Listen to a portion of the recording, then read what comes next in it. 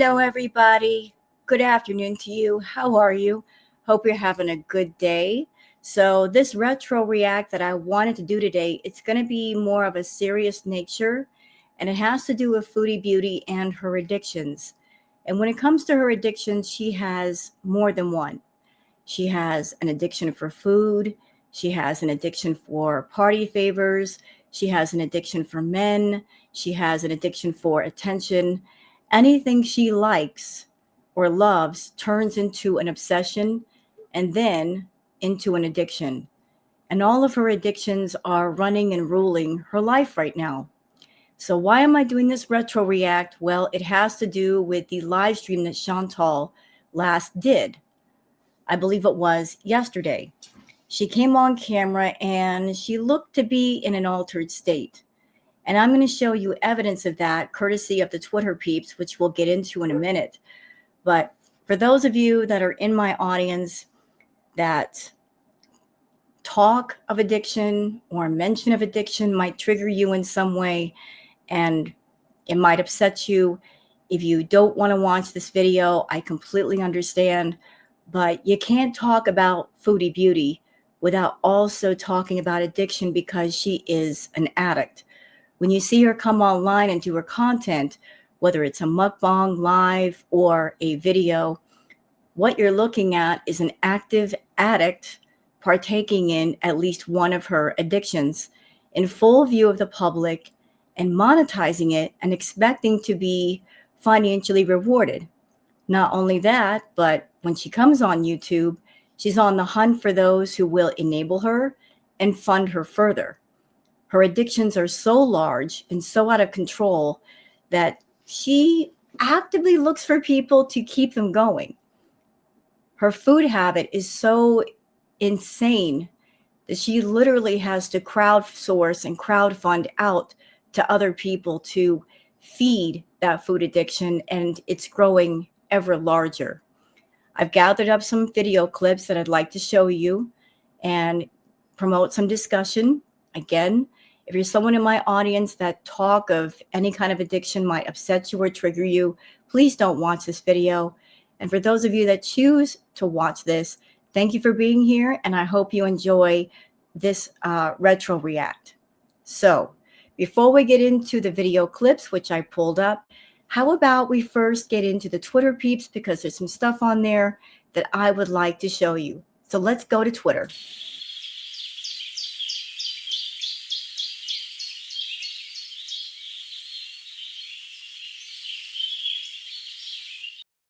Okay, it's time now for the Twitter peeps. Let me just make sure I am where I need to be. One moment, please. All right, perfect.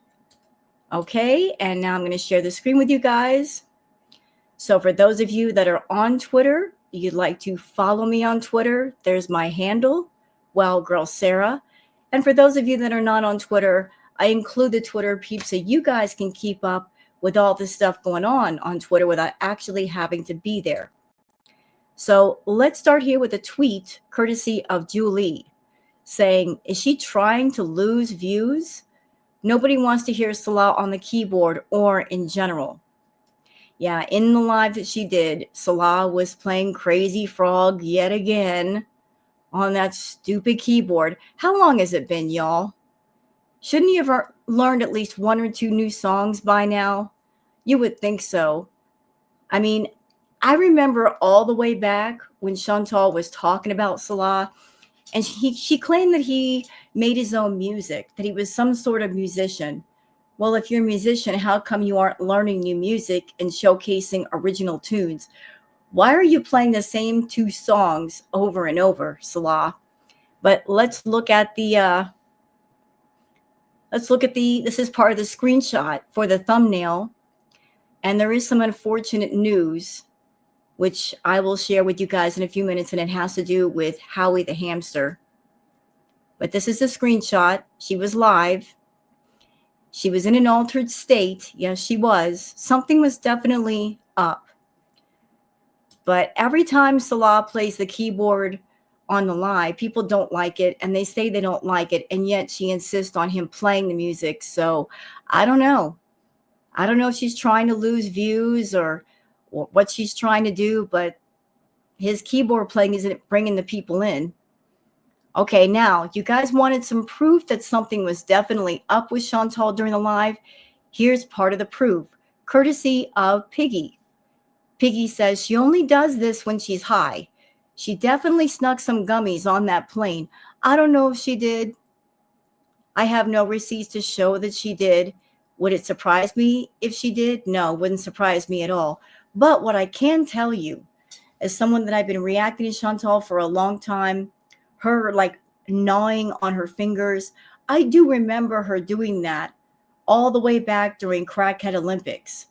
She'd be taking something, maybe edibles, maybe something else, and she would gnaw on her fingers. I don't know why. I don't know what substance that might pertain to, but she did it a lot. And during the live, not only was she gnawing on her fingers, but you could tell by her eyes and the way she was behaving, something was definitely up. And considering how Salah was laughing and giggling, I think maybe he might have partaken of something too. So, Chantal, even if you brought stuff over from Canada, let's just say edibles in a vitamin bottle, that's not going to last long. Eventually, you're going to run out. So, unless Salah has connections over in Kuwait to get things off the street, you're going to run out of whatever it is you have, and your body's going to be fiending for something, and then you're going to be a raging beach. So, can't wait for the fireworks about that. But you guys can see her. She's acting weird. Her gnawing on the fingers. That's not normal behavior. She only does that when she's under the influence. Moving on, Jen says, I also think talking about the hamster, he passed on Salah's watch, and she didn't want him to get the blame. So she will announce that he passed after what she thinks is a suitable amount of time. So unfortunate news, y'all. I think Howie the hamster has passed away. I don't know what was happening with Salah while Chantal was in Canada. I don't know. We could all speculate for days. Did he pass away from old age? Did he pass away because he wasn't being properly cared for? I mean, the rumor around the street is that there's been several replacement hamsters in the course of time that she's owned Howie, that maybe the Howie that just passed away might have been, say, number 6, number 7, number 21. We don't know because she hardly ever showed the hamster. I do know that Chantal, living in that apartment, she would keep it extremely cold, which you can't do with a hamster. They go into like a hibernation state, and that can be quite dangerous for a hamster. But who knows what was going on in that apartment when Chantal was away. If Salah was properly caring for the hamster, feeding it, giving it water, I don't want to think about it. I don't want to think about an animal passing away, even a hamster in that apartment. That would just make me too sad. Nana Spike T says 100% he's gone, and it was on Salah's watch. I'm sure he didn't bother feeding him, nor did he clean his cage. Funny she didn't seem too upset about it. Playing it off like Harry is still hanging on so people won't blame her. Blank of a husband. They are both animal blankers. They're both awful people. And if Howie the hamster passed away, not from old age, but from neglect, that's on both of them. And Karma's going to be a big beach when she walks in with 6-inch heels and stomps on both of them. All right, something pleasant from antidepressant content. Mama Cat is blind, but her only kitten never leaves her side. This is so adorable. Y'all look at this baby with mom. This is the prettiest thing. And the baby loves mama. That's so cute. All right, more beautiful cuteness here. Antidepressant content, beautiful mama and the babies. Y'all look at these babies. Does this one kitten over here, does she not look like Booger? That could be Booger's sister. Look at her. Look at them both. I love kittens. I wish sometimes Booger was still a kitten. But then again, she's a rascal and she's full grown. I can only imagine what she'd be like if she were a kitten again. True Seeker says, this was the first Harry. How many were there since then? She's admitting without admitting. Outlook neglecting animal blank and neglect. She said she was giving us a warning prior to his death. To me, that means he's already gone. She talks about it nonchalantly. Yeah, because she really didn't care for the hamster. She doesn't care about Julia either. And I'm praying that nothing happens to Julia. A hectic llama says, what on earth is happening here? She's under the influence of something. And isn't it something that she did this live while she was under the influence? And she's been quiet ever since. Did you take too much of something, Chantal? Are you busy taking too much of something? You're playing a very dangerous game with your health, ma'am. Okay, the cat says love language. The kitty just gnawing on the kitty's ear. The kitty don't care. Okay, you know what? I'm going to go off for a minute. Are you guys okay with that? And it has to do with Amberlyn Reed. Because I saw something recently made me go, oh, heck no.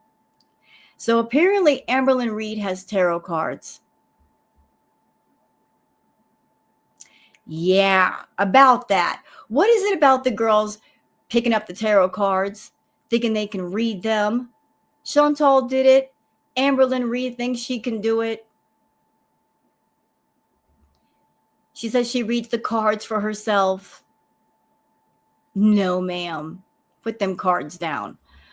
Easy Beezy Beautiful Cover Girl says Amberlyn Reed out here feeling more guilty about neglecting her tarot cards than losing her cat, neglecting her animals. Amber, if I could get a hold of your tarot cards, I'd burn them because there's no telling how much bad energy is on those cards because of you. You don't need to be playing with the tarot. You don't know what you're doing. Kelly says Chin said Howie is old looking and sleeping all day, aka he's gone. Salah let him pass away. I hate these animal blankers. I pray they don't get more pets. Rest in peace, Howie. Now you can run free away from that hag. At this point, Chantal, why not just give Julia to somebody that will care for her? Obviously, you and Salah, you don't care for the pets. You're too far gone. He's too far gone. Just give Julia to somebody that will care for her. Let her have a good life. You don't care for yourself. How can you care for an animal? Just what is the point of having Julia? Seriously, just why? Acadia Strong says, remember when they claimed that Allah was a dealer and could get anything? They might have tried to burn him, but I think it also exposed themselves. So here is some messages courtesy of Salah and Chantal. These are a bit older. Katie says, Salah just admitted to knowing and partying with people who have whiskey and green connections.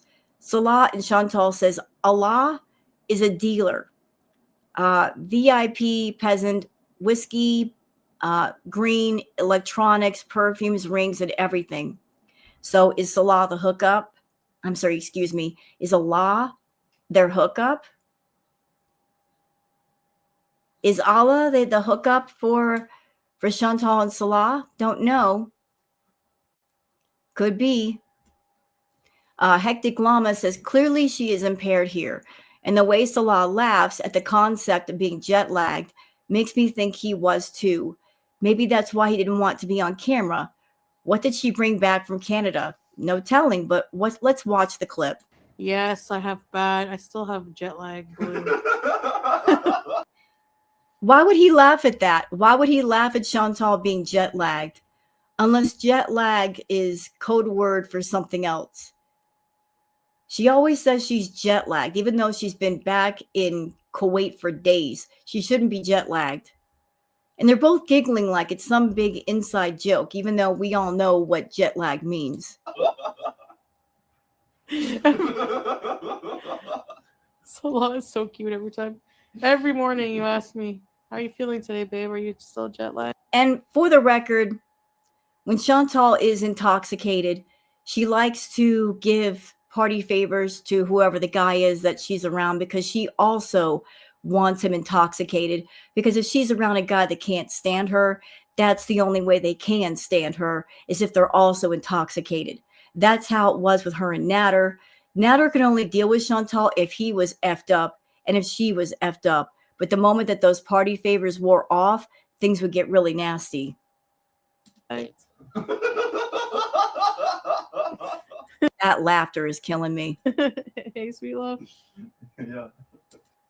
Like, it's so sad, Chantal, that the only way that men can deal with you is if they're effed up on something. Let's see.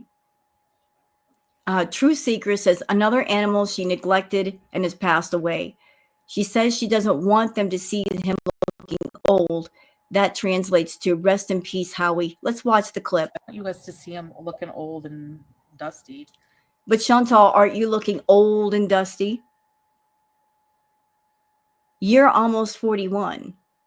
You'll be 41 in March. I mean, some people might look at you and consider you old and dusty. So should society look at you the way that you look at animals? Should they treat you the way you look at animals? Oh, it's old. Put it away.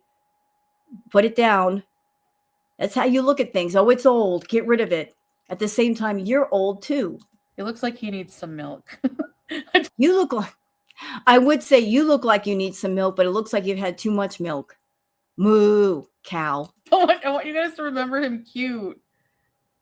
Can he go to the vet? I mean, I could bring him, but I don't know. Like, I don't know if the vet looks after hamsters. I guess I can ask, but I don't. There's a whole lot of shifty eyes going on in this clip. Do y'all see this? She can't even look at the camera. She's a bad liar. That's why she shouldn't lie. She lies too much. People who lie can't look you in the eye when they're telling the lie because they're afraid of getting caught. They know they're lying. I really think strawberries, it's like just one of those things where, like, what can you do for a hamster? Like, you know, they live, he's lived. Chantal, you had this exact same attitude for BBJ.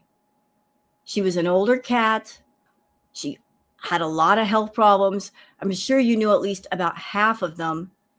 And you looked at her with a sense of it would be a waste to spend money on her. She's older. She's going to die anyway. So what's the point? You didn't want to spend money on BBJ, on any of her health problems, most of which I'm sure could have been easily prevented with just good care. I'm sure her extreme severe UTI could have been prevented with just having a clean litter box, that her rotted teeth could have been prevented early with proper dental health. The mats in her fur, that could have been prevented just by brushing her and staying on top of the mats. The ingrown nails, that could have been stopped by just clipping her nails so they don't grow underneath her feet. I'm sure a lot of things could have been prevented. More than half the things that were wrong with her, just with preventative care and just good care, could have been stopped. But the more that things piled up, the less you wanted to do with her. Living like his life expectancy basically for Syrian hamsters. So I don't think they're really going to do much, you know. I don't know. Aw, sorry.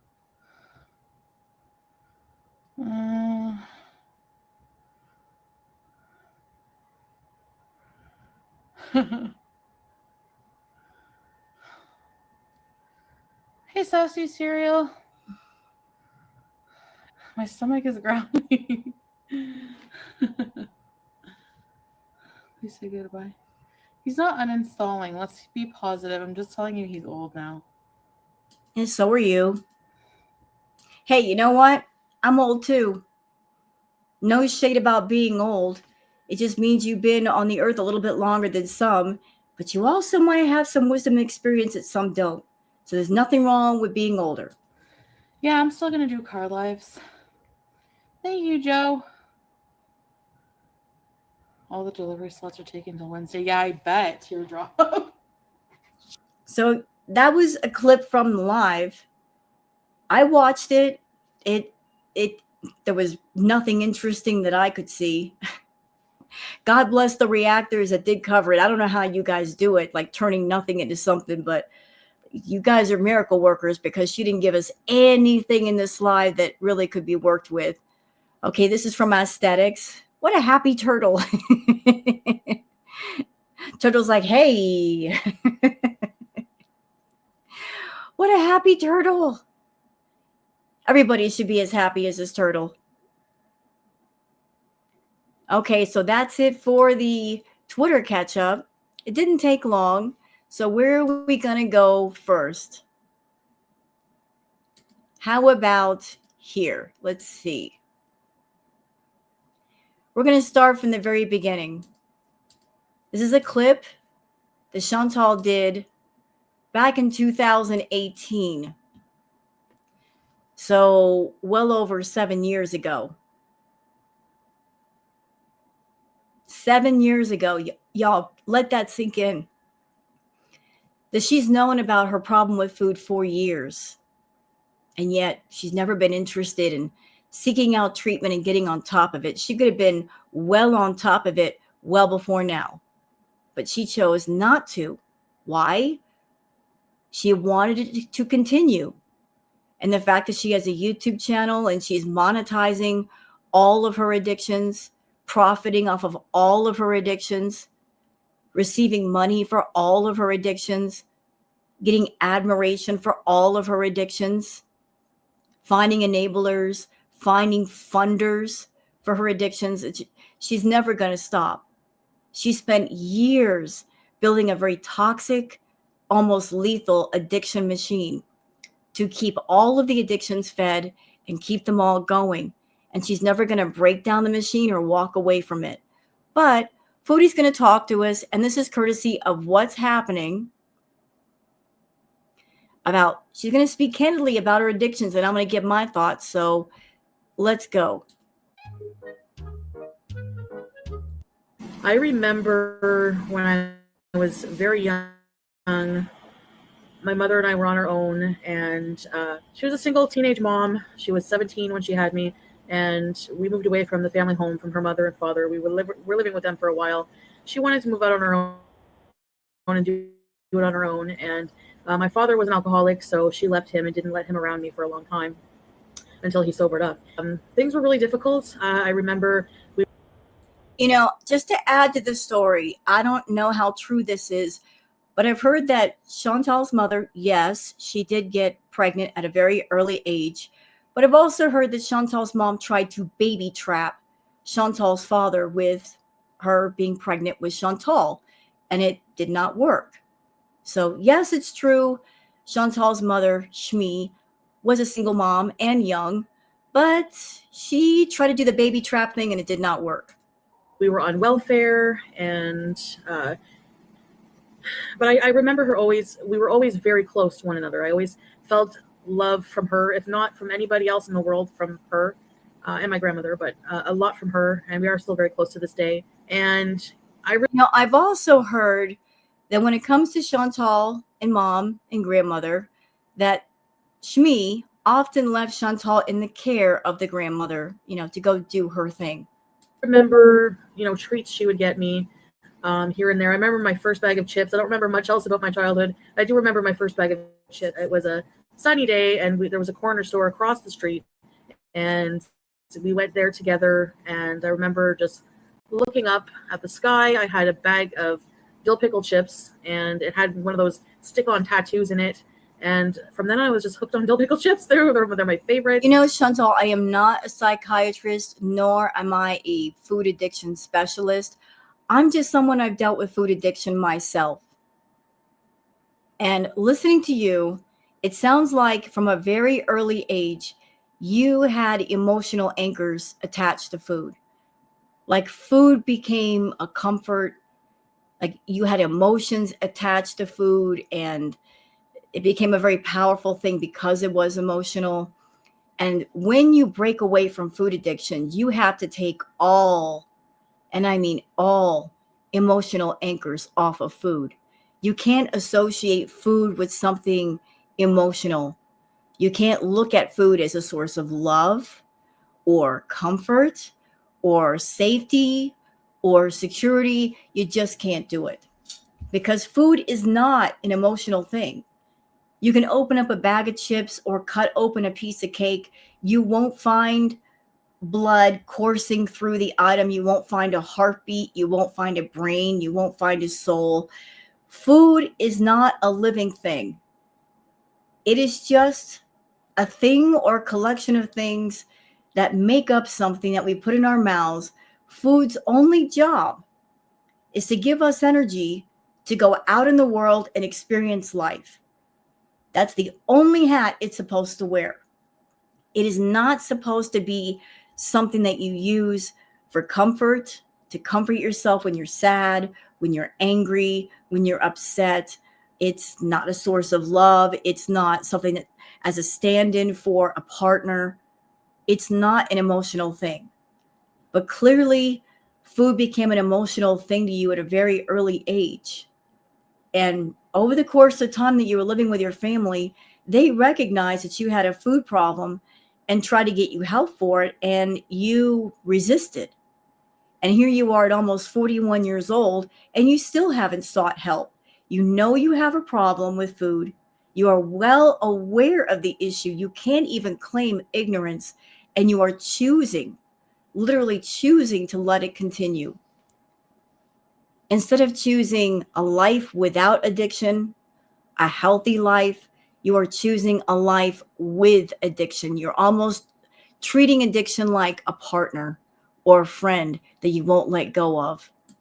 I don't know if that was my first bag of chips. Actually, I mean, that's my first memory of my first bag of the bag of chips, you know. So I remember eating the chips and just really enjoying the chips. Overall, my mother did try to feed me relatively healthily. She really tried to, you know, even in school, like I said, it was very rare occasion where I would get a lunch with a lot of good snacks like fruit roll-ups, Dunkaroos, Gushers, those types of things, Lunchables. She usually just gave me like a sandwich and a fruit and a juice box or something like that. Very rarely did I get any unhealthy snacks.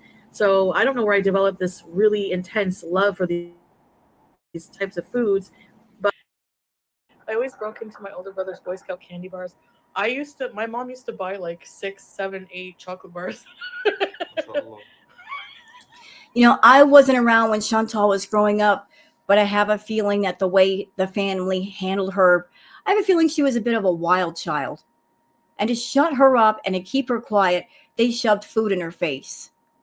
And she learned all I had to do was act like a brat, and I would get whatever I want, whether it's money or food. Like she would just pitch a fit until she got what she wanted. So the family would maybe give her items that they shouldn't have given her. And she just learned over time, you know, if I want those things, just act badly and to shut me up and to stop me acting like a fool. They'll give me what I'm asking for. MashaAllah. In reality, it is a form of abuse because even if it's not intentional, you know, but I mean, to a degree, because I mean, at some point you're an adult, you have to realize that when your child's asking for 2, 3, 4 chocolate bars, there's an issue and you have to intervene. That's your job, you know.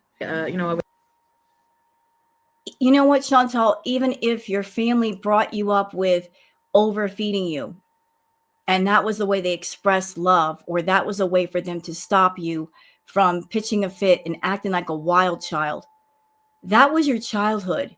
You're now an adult. You've been an adult for a while. What's the excuse now? What could you possibly tell me, someone that I've also dealt with food addiction? What could you tell me that would make it make sense? I'll wait. When you get to a place where you are an adult and you can make your own choices and your own decisions, why continue an unhealthy habit that is ruling your life and consuming you?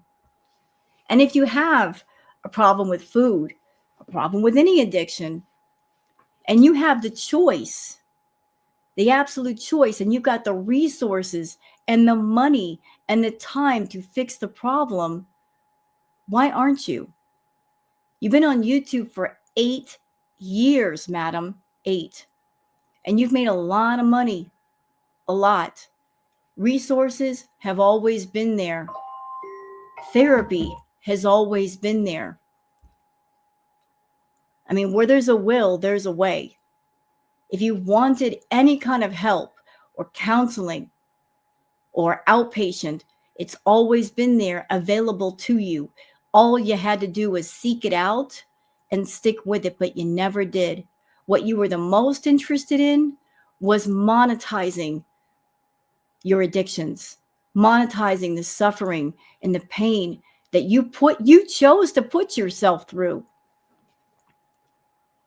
You chose to do all of that. You didn't want to treat your addictions, not at a time when those addictions were making you lots and lots of money and funding your life. And you weren't looking for another way out of that. You weren't looking for another path where you could make money and let the addictions go. No, you held on tight to those addictions and you didn't want to let them go. Was spoiled a lot by my grandparents, and my grandmother on my dad's side would babysit me a lot. My mom would be working or whatever after school when we moved back to my hometown. And I remember another memory of her just getting very cross with me and being concerned enough to tell my mother about it. But when she would babysit me, I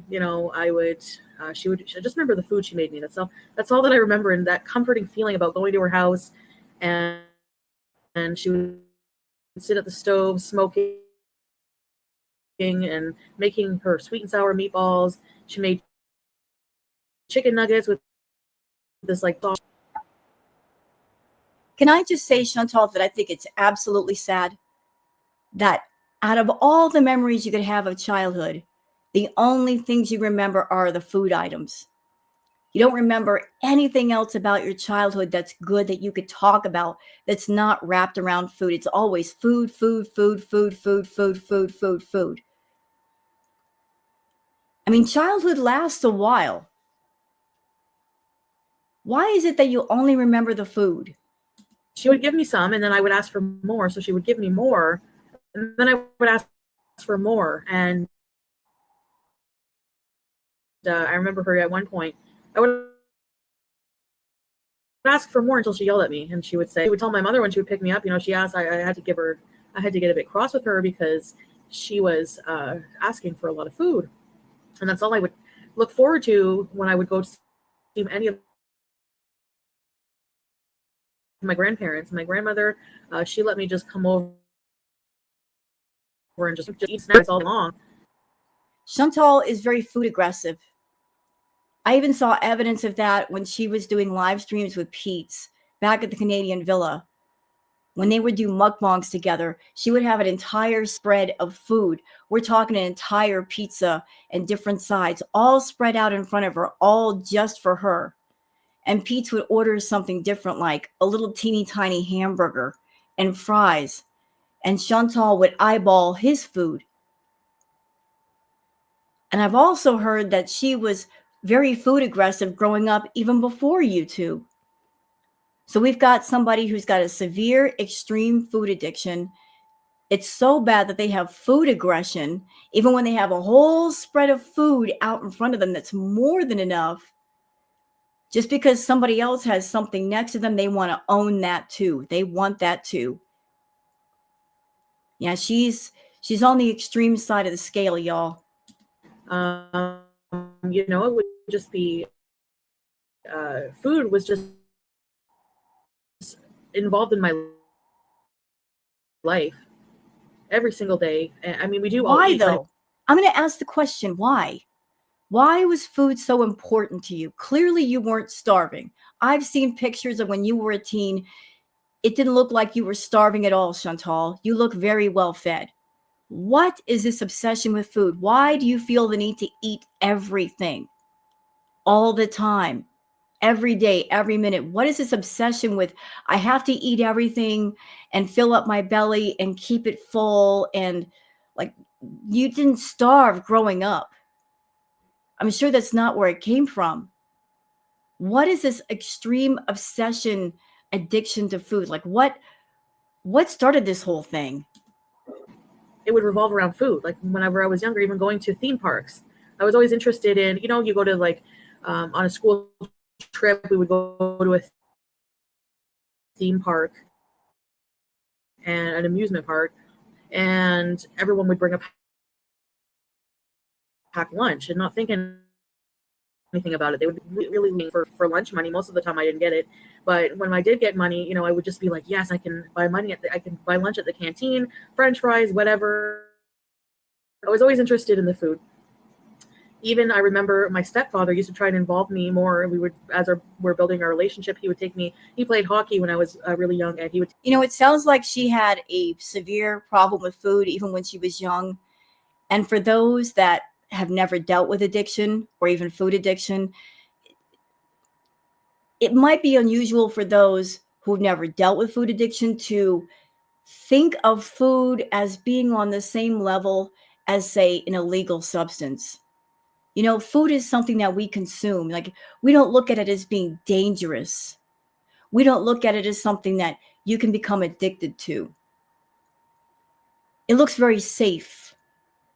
You don't look at it on the same level as, say, like a party favor. But food can be as lethal of an addiction as anything else. Any addiction can wreck and ruin your life, can ruin relationships, take people away from you. This food addiction of hers, because she was so young, I'm sure it was something the family did not completely understand. Maybe they just chalked it up to, she's a growing teenager and maybe she's just doing this thing and it's a phase and it'll pass. But it never passed. I think that the whole food addiction was over their heads. Like they didn't understand it. They just let it go, let it go, let it go. And here we are with her. Take me with him. And the only reason I really liked to go, sadly, if I'm honest with myself, was because after the game, he would buy me a hot chocolate in the chuck wagon. I don't know if that's because whenever my mother was pregnant for me, she said the one thing she ate a lot of was chuck wagons, puts-ins, and she was always craving that. So she ate a lot of that when she was pregnant with me in high school. And she actually it was very taboo for her to be pregnant in high school at her age, 16. So she was in a lot of trouble with that. But anyway. And another observation about Foodie, just something for me, y'all. I remember watching Foodie all the way back. Compared to who she is and what she is now, during the early part of her channel, there were still elements of Chantal. Like, Chantal Marie was still very much present. And I think in the earliest parts of her channel and her content, there were moments of awareness.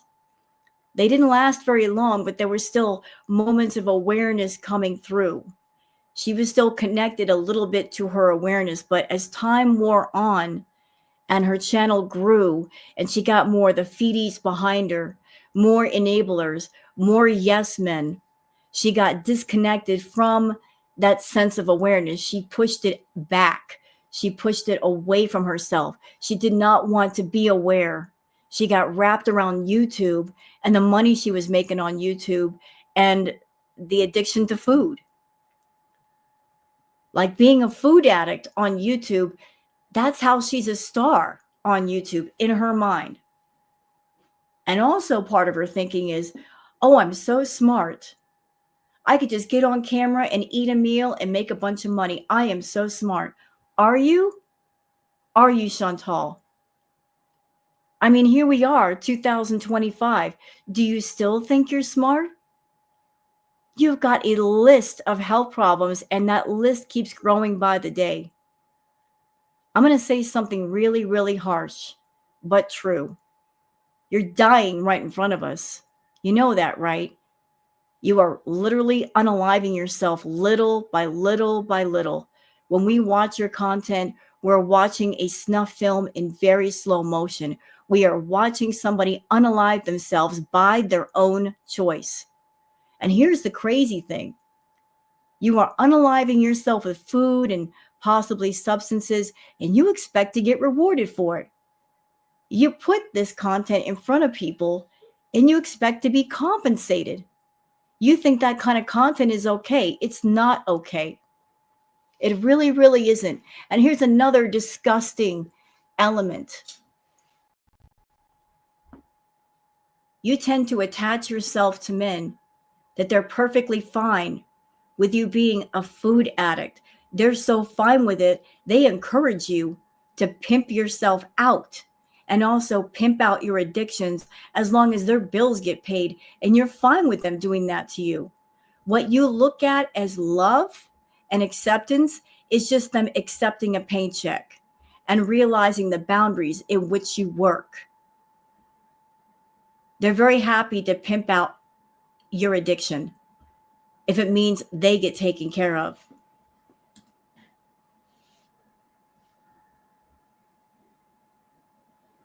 I digress. So basically, that is, even at school, the cafeteria food, every day, chicken burger puts in. The chicken burgers were so good. I'd get like 3 packs of mayo.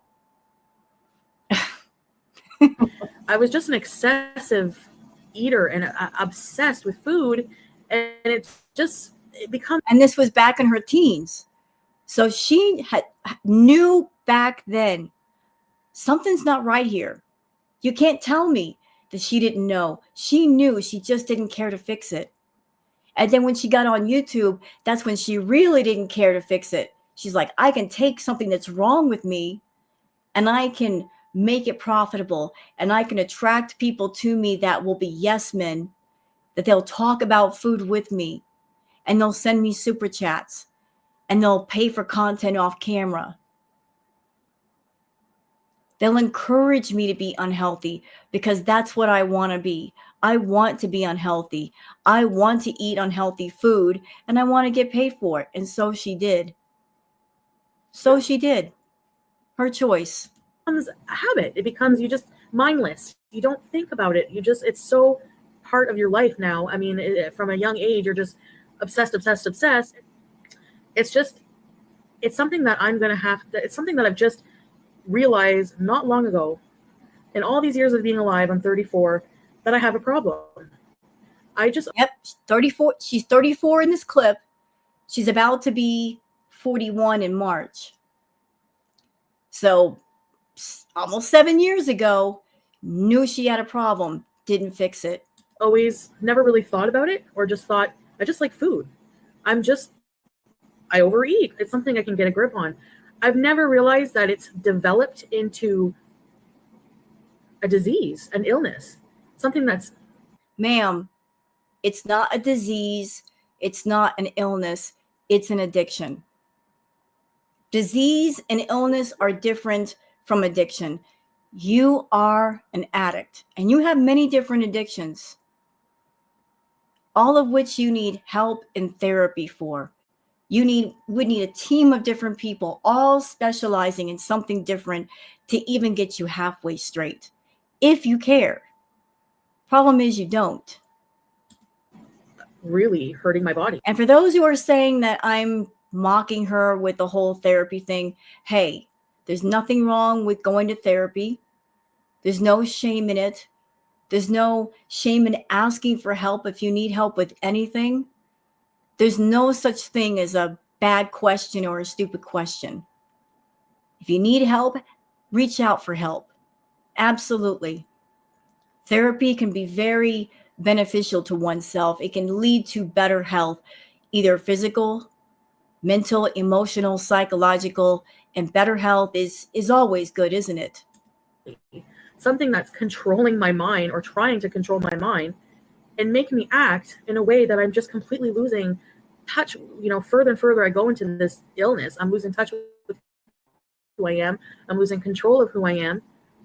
Food was just... Chantal, the sad thing is that you were still Chantal Marie here a little bit, but then you lost touch with Chantal Marie.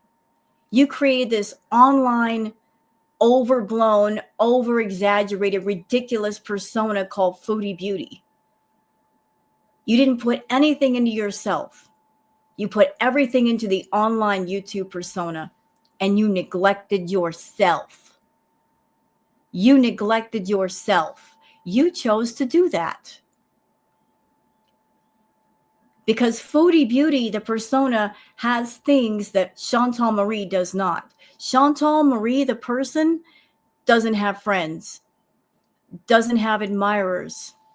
Nobody wants to talk to her because she's an awful person who's done awful things, who's been offensive, who's been rude, who's been narcissistic.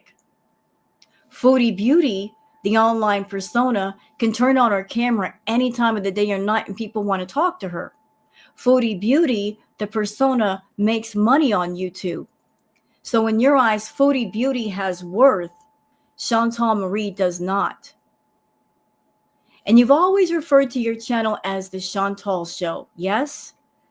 You've always treated it like your own reality show, and you've always said, what? Say it with me. It's my story. But a lot of stories are make-believe. They're made up. They're fake.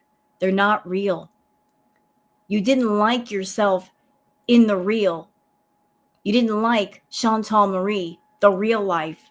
So you made up an entire fake, make-believe life and persona for YouTube. And you wanted to live in that persona 24/7. You lost the plot and you lost in touch with yourself. Tell me I'm wrong. You know I'm right. You know I'm right. Because you gave everything to Foodie Beauty, the persona, and you neglected Chantal Marie. That's why you have so many problems. That's why when you think about the real life problems, you run and you escape by any means necessary, whether it's through party favors, food, running to another country, because you see the mountain of problems that you created for yourself. And instead of dealing with that mountain and just doing little scoops at a time in the dirt until the mountain comes down and then disappears, you'd rather run from it. Chantal, even if the YouTube channel is your story, your own personal reality show, any professional actor or actress will tell you that when they're in front of a camera or they're on a stage in front of an audience, they're playing a part. But at the end of the night, they go back to the dressing room, they put on their clothes, and they go home as their real self. They disconnect from the character they just got through playing. Your problem is you never disconnect. You are never Chantal Marie. You've never put anything into Chantal Marie because the character you created matters so much to you, you can't let go of it. And the problem with that is that Foodie Beauty, the character, is a full-blown, multi-stacked layer addict with so many addictions, it's unreal. It's always there, always comforting me through everything in life, not just one traumatic event, good events, traumatic events, good events, bad times. Every time was covered with the protection of food. Yeah, you got emotional anchors on food. You looked at food in an emotional way, like it's an actual person. It's not. You used food to fill up the vacuum of your life. And one of the reasons why you won't let go of food, Chantal, is because nature hates a vacuum. It hates an empty space. If you get rid of something, you have to replace it with something else. Food matters so much to you. It is your everything. It is not just what you consume. It is how you make money. It is how you pass the time. It is what brings you comfort. I think there'll be a huge task for you to find a thing or a group of things to replace what food means to you. That would be a monumental task. Like if food cannot be your everything, you have to find something or a group of things to occupy yourself. But the problem is you're not even looking. You're not. You don't want to. You don't want to set yourself on that quest. And I'm terrified of taking that away. Even now, as I'm talking to you, I'm thinking about food. I'm terrified of taking that away because honestly, it feels like there's nothing. What happiness, you know? It's going to take me a while to realize that there's other things. The other things don't appeal to me right now. Chantal, I'm going to tell you something about my time being a food addict. This is just my perspective. Y'all, and I'm not dumping on anybody. This is just perspective for those who might be interested to know. I got into BED because I was going through a hard time. A lot of things going on. I don't want to say what they are, but it was just a perfect storm of like a few different things all rolled together. But I became addicted to the feeling of my stomach being full. Like I didn't want my stomach to be empty. Why? Because when my stomach was full, it stopped me from thinking about whatever it was that was hurting me. It stopped me from hurting for a moment. Like it would flip the switch temporarily on the pain. But the problem was the pain would always come back, probably stronger than ever. So you're looking at food as a source of comfort. But the problem is the comfort that you're seeking, it's not long lasting and doesn't fix anything. It just makes more problems. So you start out with, say, a broken heart or things going on in your head that you can't tell people. And then you start with the food addiction. The next thing you know, on top of that, you've got health problems. You're gaining weight, which makes you feel bad about yourself. You're stacking problems on top of problems because you did not fix the first problem. So you start off with 1 and then you get 10. And then the 10 becomes 20 and then 20 becomes 30. Do you see? You got to get to the root of the problem and fix it. You can't just stack stuff on top of it. The only thing that appeals to me is food.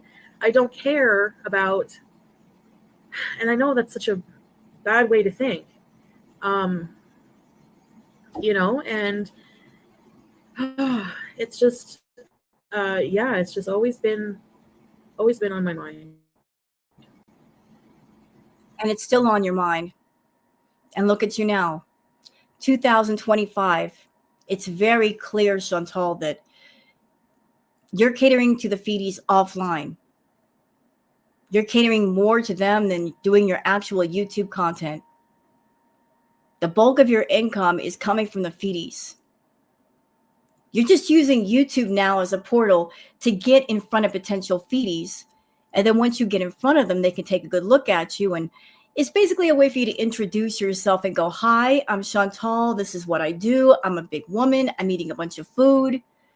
You're giving them a sample, a taste of what you can do offline, privately, if they pay for the food and they pay for, say, video or a picture or perhaps private live sessions, and they give you a monthly stipend for whatever it is you might be doing for them. You're leaning very, very hard in that direction. So you are definitely not interested in fixing the problem. It's like a lover. It's a dysfunction. That's disturbing. She describes her food addiction and food as a lover. See, emotional anchors. She's describing food in relationship terms. She's looking at food as like a relationship, like a partner. That's a very strong emotional anchor. Oof. Functional relationship, because I know food is not my friend. No. It's not my protection. Nope. Ironically, it's the one thing that is doing the opposite of protecting me. It's exactly. Me. So what did I say? During this time period, there were brief moments of awareness. She is not without her awareness. It's not that she doesn't have it. It's just that she ignores it. You know, like you get that inner voice that speaks to you, but after a while you stop listening to it because you think you got everything under control and you know what you're doing when you're not. How can you be a raging addict and be in control? Obviously, you're out of control and you need outside help. It's killing me. It's made me sick. I have sleep apnea. I have a pretty bad hormonal imbalance that's causing ovarian cysts. And she eventually had to have a hysterectomy. I can hardly walk anymore. And this was back when Foodie was in the 400-pound range. So back when she was 400 pounds, she could barely walk. Imagine what's going on with her now. We've all seen she really can't walk as well. It's affecting. And yet she won't stop. All of the pain, you know, she's got to be suffering right now. Her body is in agony. It's giving her signs. You need to stop. You need to quit it. and yet she won't. I'm sure Chantal lives with pain every day, but it's pain that she chooses to live with by her choice. My relationships with people, you know. So I'm still looking into different help I can get. This is, like I said, this is it's not a quick process to healing, but I want to continually keep on the road of healing. I think it is possible. You know, about 28 years of my life or so have been consumed by food. And every memory I can think of, I remember the food first. I don't remember the experience first. I remember the food first. And I just really want food to get the fuck out of my head. I really do. Yeah, because that's where the addiction is. It's not in your stomach. It's in your head. It's something is triggering you to eat. You're not aware of your triggers, or if you are, you don't care about them. You need to have coping skills and coping mechanisms and different ways of dealing with negative emotion, stress, sadness. You're not interested in learning, Foodie. So if you're not interested in learning, how could you possibly start to heal? You can't heal without learning, without evolving. Those things go together. An addict is always at risk of relapse, whether 2 months down the road. Yeah, because 6 months. Once you're an addict to something, you're forever an addict. It's just, are you in recovery or are you not? Yeah, you're going to have moments when you might fall off the horse. But the important part is not falling off the horse. The important part is getting back on the horse as quickly as you can and keep riding. You've got to encourage yourself that, let's just say you've got a 7-day week and you have 5 good days. And then 2 of those days you fall off the horse. You got to look at it from the perspective of, I had 5 good days. I did good those 5 good days. I had 2 bad days, but I had 5 good days. And if you fight hard enough, you might have 6 good days the next week and 1 bad day.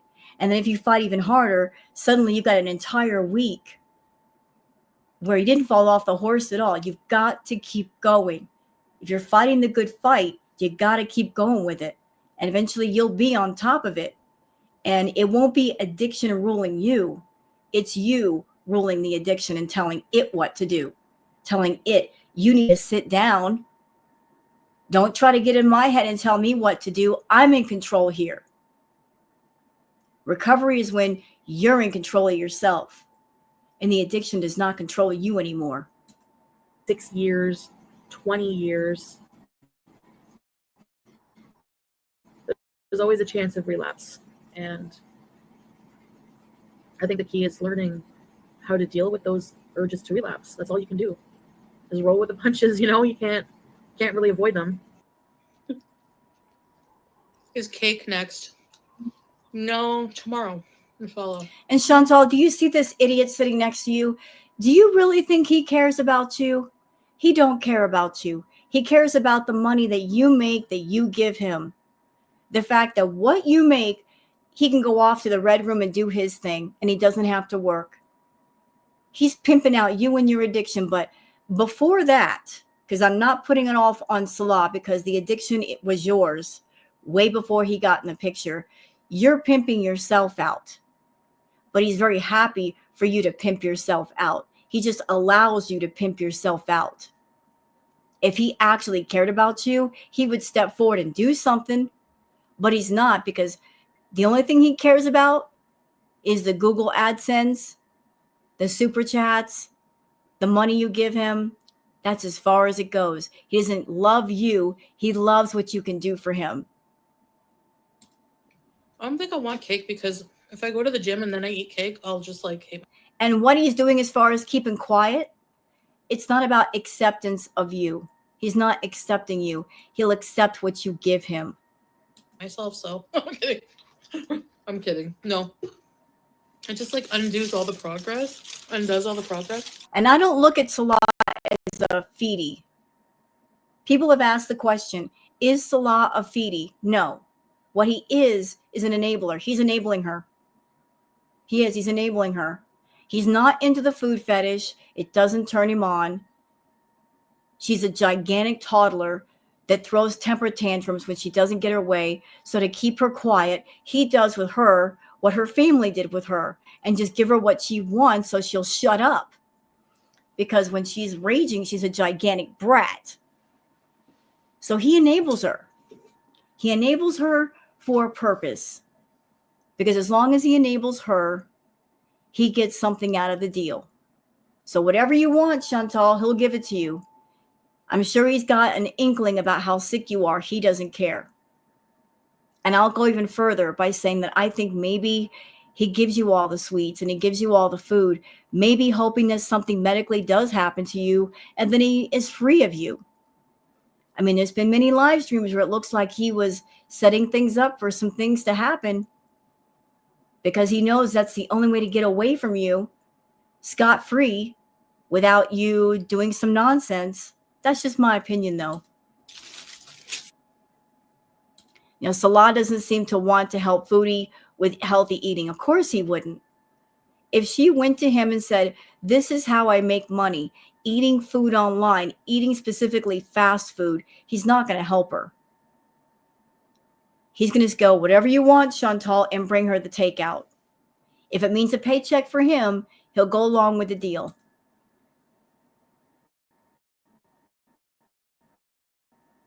So, what are we doing tomorrow, Jim? Are we gonna And cheeseburger. cheeseburger and then the gym? Oh no. Okay, so Maybe cheesecake. mushrooms. Cheesecake, enough. Okay. And when I went to see a cognitive behavior therapist, they talked about ways of coping Foodie never stuck with any therapy. That's apparent. with coping mechanisms, because avoiding feelings and negative parts of life, it's not realistic. It's not healthy. Chantal, you eat your feelings. You don't deal with your feelings. You eat them. Literally put them on a plate and eat them. You need to learn how to cope with them. So that's what I'm learning. Okay, so that's it for the video. That's courtesy of what's happening. So let's move on to the next video. Let's see. Okay. Let's see what I got here. Sorry about that. Just pulling it up. Excuse me.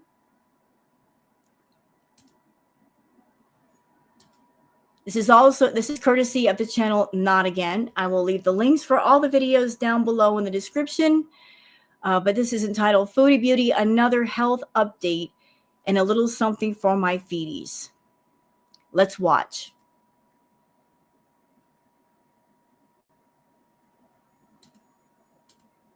On this new and my face.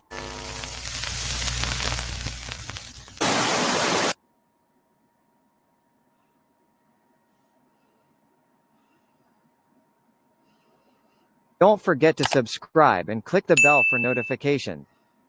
Hey guys, hey, how are you? I just washed my face and had a shower, and I'm back in some pajamas. So I just wanted to do a quick update for you and talk a bit about how I'm doing on this new injection I'm on for diabetes and for weight loss. Okay, before she gets started, let me add some context to this just to fill things out a bit, like fill in some of the blanks. So, you know, Chantal, she's been dealing with her weight issue for a long, long time due to her overeating. Like she's been, you know, she's just been dealing with it for years. When she met up with Natter had an ex-girlfriend that was on the smaller side, which made her feel a bit insecure.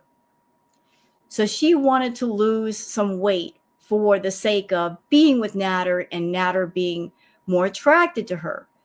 So she had the idea to do Ozempic, to get on the Ozempic. How did she get this idea? Because her mother, Shmi, had used Ozempic and lost some weight. The thing with Ozempic, though, It's not really a weight loss drug. It's for diabetics. And if you follow it up with proper diet and exercise, you can lose a little bit of weight, not a tremendous amount, but a little bit. So Chantal might have thought, well, mom lost some weight on Ozempic. Maybe I can do it too. Thing is, Chantal, the amount of weight that you needed to lose is more than what you would have lost on Ozempic. Like Ozempic is for managing diabetes, and weight loss might be a bit of a side effect. But before we get deep into this, I'm sorry, I want to show you guys something about Ozempic. So we're here on Google search. Does Ozempic stop you from overeating? I wanted to ask that question. Okay, so this is how Ozempic works. Ozempic is designed to suppress the appetite by delaying gastric emptying. It works by mimicking a hormone called GLP-1, which signals to your brain that you're full. While it can curb food noise in the short term, there is no long-term data on its effects. Overeating may amplify these effects, leading to acute symptoms like nausea, cyclic vomiting, bloating, and even gastroparesis. So, again, Ozempic is for people who are diabetic, but it is not a cure-all for someone who's got an extreme food addiction because, again, the food addiction is in your mind. It starts up here. It's not in your stomach. It's just as if, like, things like Jenny Craig, Nutrisystem, those are diet programs. I've always said diets don't work for people who are food addicts. Diets are for losing small amounts of weight, but if you're a food addict, you've got a food disorder of some kind, they're not meant for you, because if you have something going on with food, you need a complete lifestyle change. You need more than just a diet. Yeah, you need to change your diet, true, but a simple diet is not going to work. So Chantal has always been about looking for the quick fixes to her problems, which require long-term care, perhaps therapy, coping mechanisms, coping skills. You know, like she needs something more intense, but she's always looking for the shortcuts to her extreme problems. So Chantal found out about Ozempic from her mom, and she thought that Ozempic could fix her. It did not. She took the Ozempic and she often complained about feeling sick. And that's because even if she took the Ozempic, part of her brain would click on and tell her, like the addiction monster in her head would say, eat anyway. Go ahead and eat. So she would overeat, and that would make her nauseous. She always complained about being nauseous. So no shot, no syringe, no nothing is going to fix it. You've got to fix what's going on in your head, Chantal. So yeah, she did take the Ozempic, but there is the Ozempic and what it does. So let's go back to Chantal. Okay. And there we go. Keep going, Chantal. Ozempic is not for weight loss. Nope. It could be a side effect of taking Ozempic, but again, diet and exercise and taking care of yourself. You've got to do the other steps. You can't just take the shot and hope the pounds will fall off. It is to help with your diabetes, and weight loss could be a side benefit. Right? The key words here are, could be. In no way do they guarantee it. Nope. And just in general, how I'm feeling, how I'm doing. So to start, I know I've been doing a lot of live streams, and I find those easy to do when I'm feeling more down in the dumps. Bitch, please. Just quit with the bullshit about why you do live streams. The truth is, you need your watch time up to increase your YouTube revenue, and you know that your ass kissing, ego stroking enabling subscribers will sit through a 4 or 5, or even 6-hour video of you running and stuffing your mouth. It allows me to interact with people, which does. It wasn't about her interacting with people. Beezers, she don't give a crap about you. She cares about the money that she makes. And I showed you guys the New Year's Eve live stream that she did with Pete.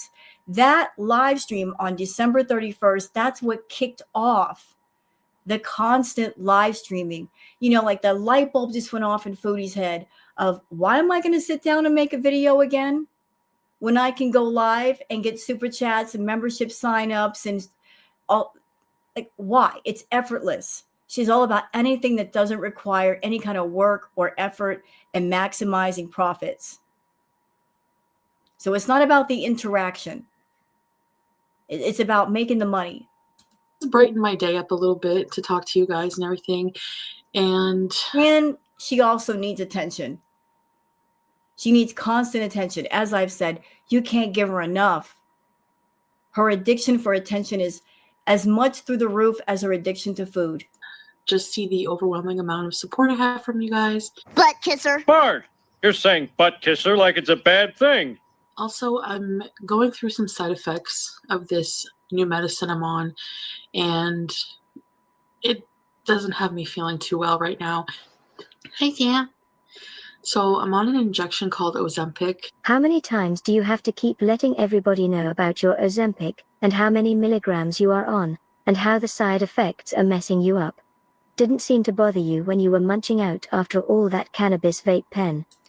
Yeah, that was something else that she did during Crackhead Olympics.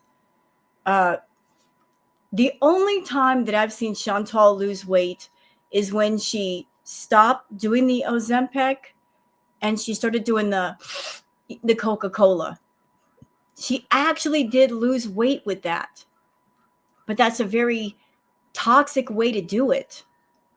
She's got a very powerful food addiction. It took something equally as powerful to short circuit those thoughts of food.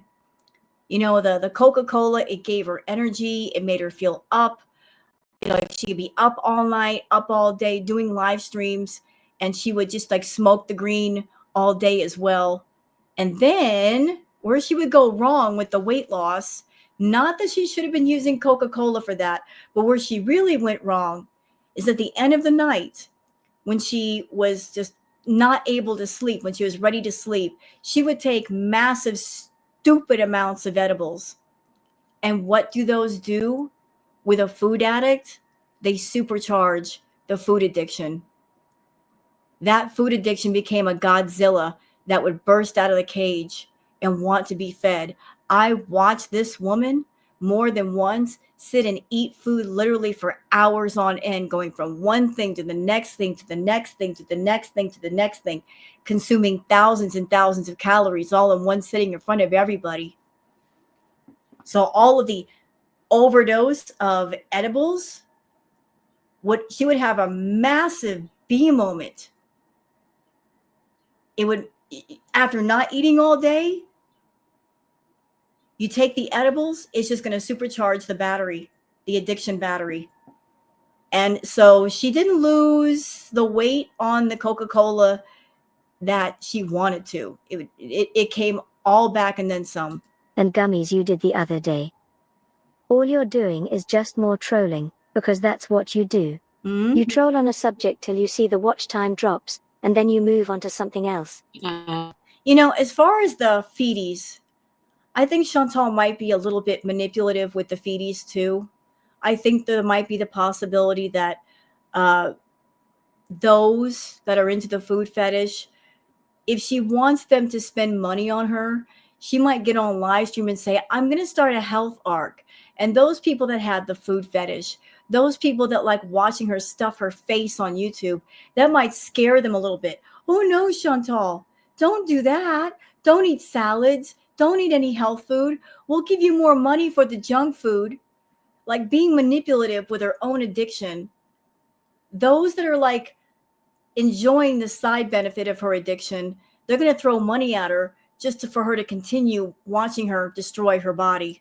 And I'm on a 0.25 milligram dose to start, and in 2 weeks I'll be moving up to 0.5 milligrams. Now this injection, once a week injection, is used to lower your A1C and blood sugars, and also to lose some weight. Did you even go and read what the Ozempic's? Okay, and there we go. While Ozempic is not for weight loss, you may also lose some weight. It says right there, Ozempic is not a weight loss drug. It is a medicine for adults with type 2 diabetes that, along with staying active and eating healthy, may improve blood sugar. So you may lose some weight, you may not, but you've got to exercise, you've got to eat healthy, you've got to take care of yourself. You know, if you want certain things to happen, you got to be proactive with it. Site said, "Here's a screenshot for you to show you that it is no guarantee. It is not a magic pill like you are hoping it is. You proved that with a cannabis haul video, and your munch fest with Pete's. And most people have reported that they've lost about 5% of their body weight. Since you have not done a weigh-in, actually showing you standing on the scale properly, in plain view, we can only assume what your 5% would be. I think we're being generous when we say you weigh probably around 400 pounds. So 5% would be a 20-pound weight loss. However, don't forget that's not instantaneous. It's over 1 year of being on Ozempic." Right. By taking this injection, it does slow down your digestion. It also controls the hunger hormone in your brain. So it may control the hunger hormone in your brain, but it's not going to stop the thoughts about food, Chantal. That, you know what I'm talking about, the little addiction voice that knows exactly what to say. It's in your mind. It knows exactly what to say to you in your thoughts to get you to do what it wants you to do. It knows you, that voice. It knows what persuasion to give. Whether it's cruel or kind or promoting you or praising you, it knows what to say to get itself fed. Whether it's being mean and nasty, like putting a thought in your head of, you're fat, you're old, you're ugly, you might as well eat. Or praising you, like, oh, you did good today, you didn't eat at all, you can go ahead and have that birthday cake, you can have that pizza. I mean, the thoughts switch with your moods. That voice, that addiction voice, that addiction monster is manipulative. And therapy and coping skills and coping mechanisms can teach that monster to shut up. I do find that it has been doing that. I do find that I'm overall just less thinking of food. I'm also turned off by a lot of foods. The only time she was not thinking about food is when she was on the Coca-Cola. And she did a lot of it. You'll see that in the next clip that I play for you. Not her actually doing it. We're not showing Foodie doing anything illegal here. Just her talking about doing it. It always feels like there's something in my stomach. I always feel full, and that's probably because of the slowed down digestion. There is some nausea. And just because her stomach feels full doesn't mean the addiction monster is being quiet. It's still very much loud in her head. Recently, there's more fatigue, so I'm just really tired all the time lately. Doesn't matter how much sleep I get. And the doctor did say to expect some pretty nasty side effects, but from what I hear, they do taper down in the subsequent weeks to months or whatever. So, but I'm guessing that's how the weight loss part works, is you just don't feel like eating, you feel sick, so you don't feel like eating. So it's kind of a trade-off, you know. But Sam, it's rude. I'm trying to do a video. He wants to go out in the snowstorm. Can you believe this? No, it's feeding. So on top of all that, you know that I've been struggling a lot with my mental health, overall motivation to do anything. As far as your mental situation goes, I bet there's one person that's just not leaving you alone.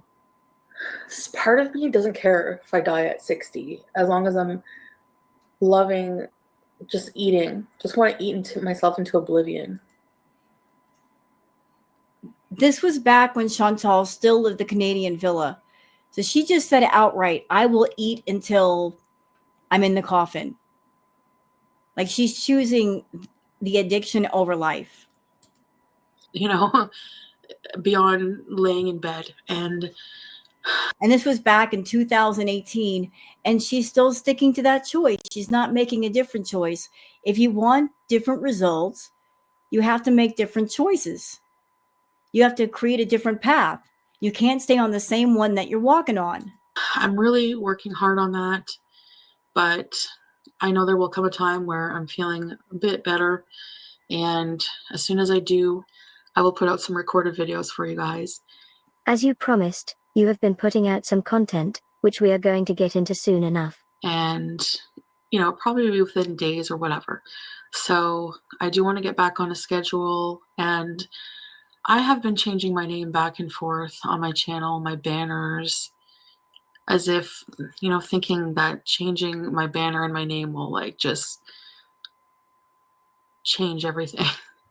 But I'm in like in an identity crisis right now, and I really don't know what the heck I'm doing. So You know exactly what you are doing. We have heard this over and over again.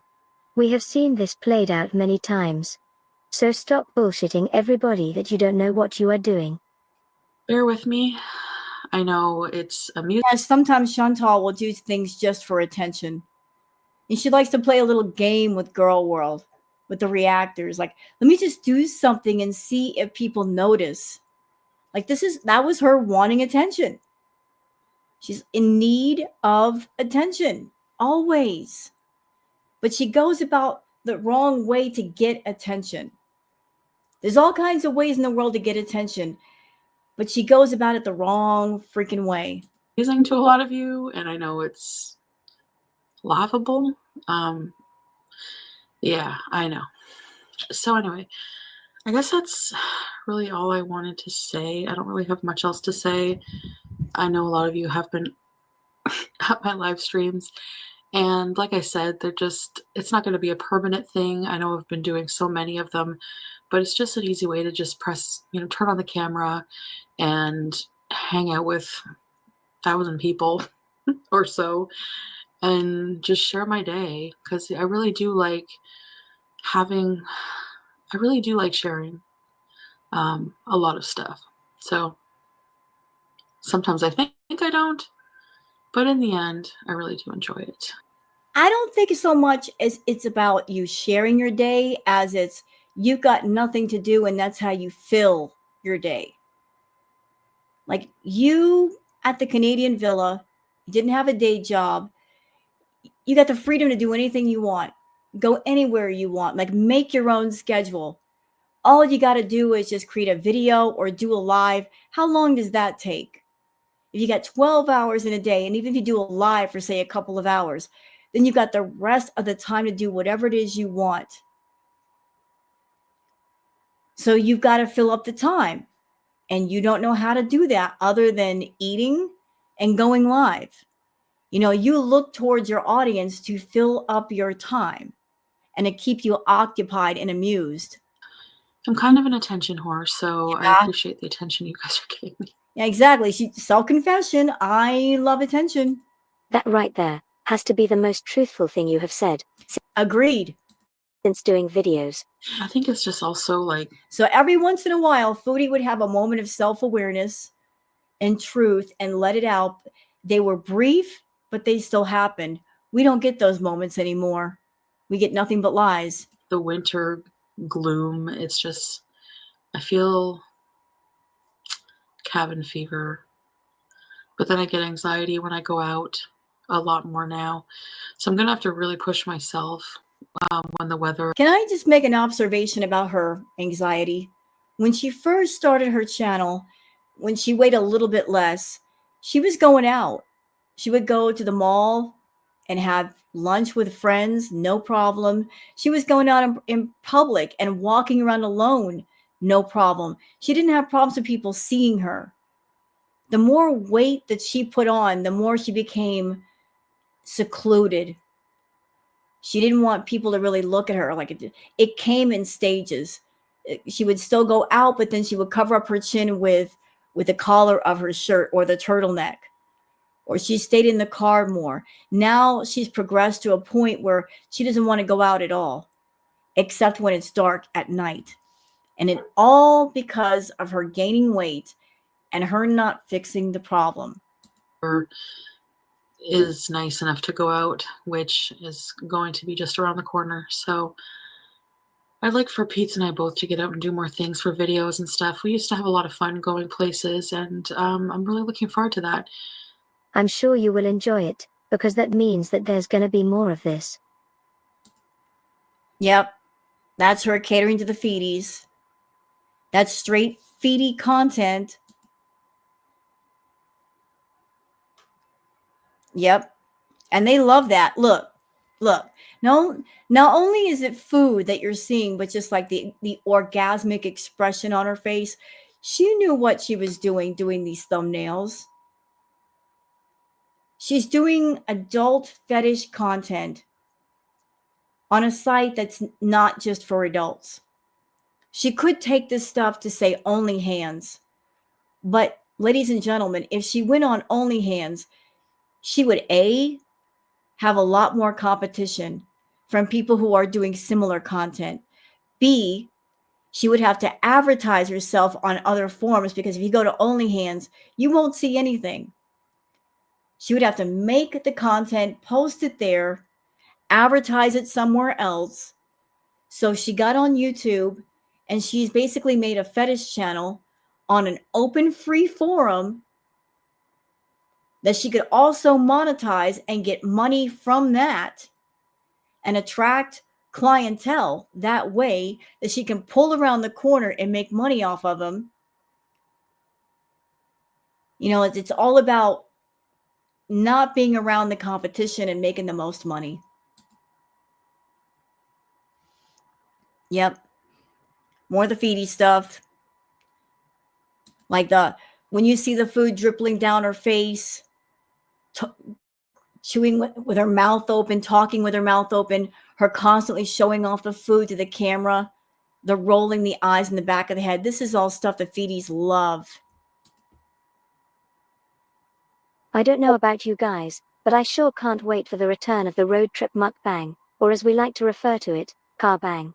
As I said, all these daily, I call it the yuck bong, live streams are just temporary. BS detector. I mean, I do still plan on doing regular live streams, but probably not every single day. Once I get back to recording videos.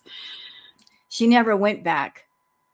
After December 31st, she really didn't go back. Every once in a great while, she might do a ridiculous vlog or video, but the majority of what she does is live streams, because she doesn't want to be bothered with working on anything.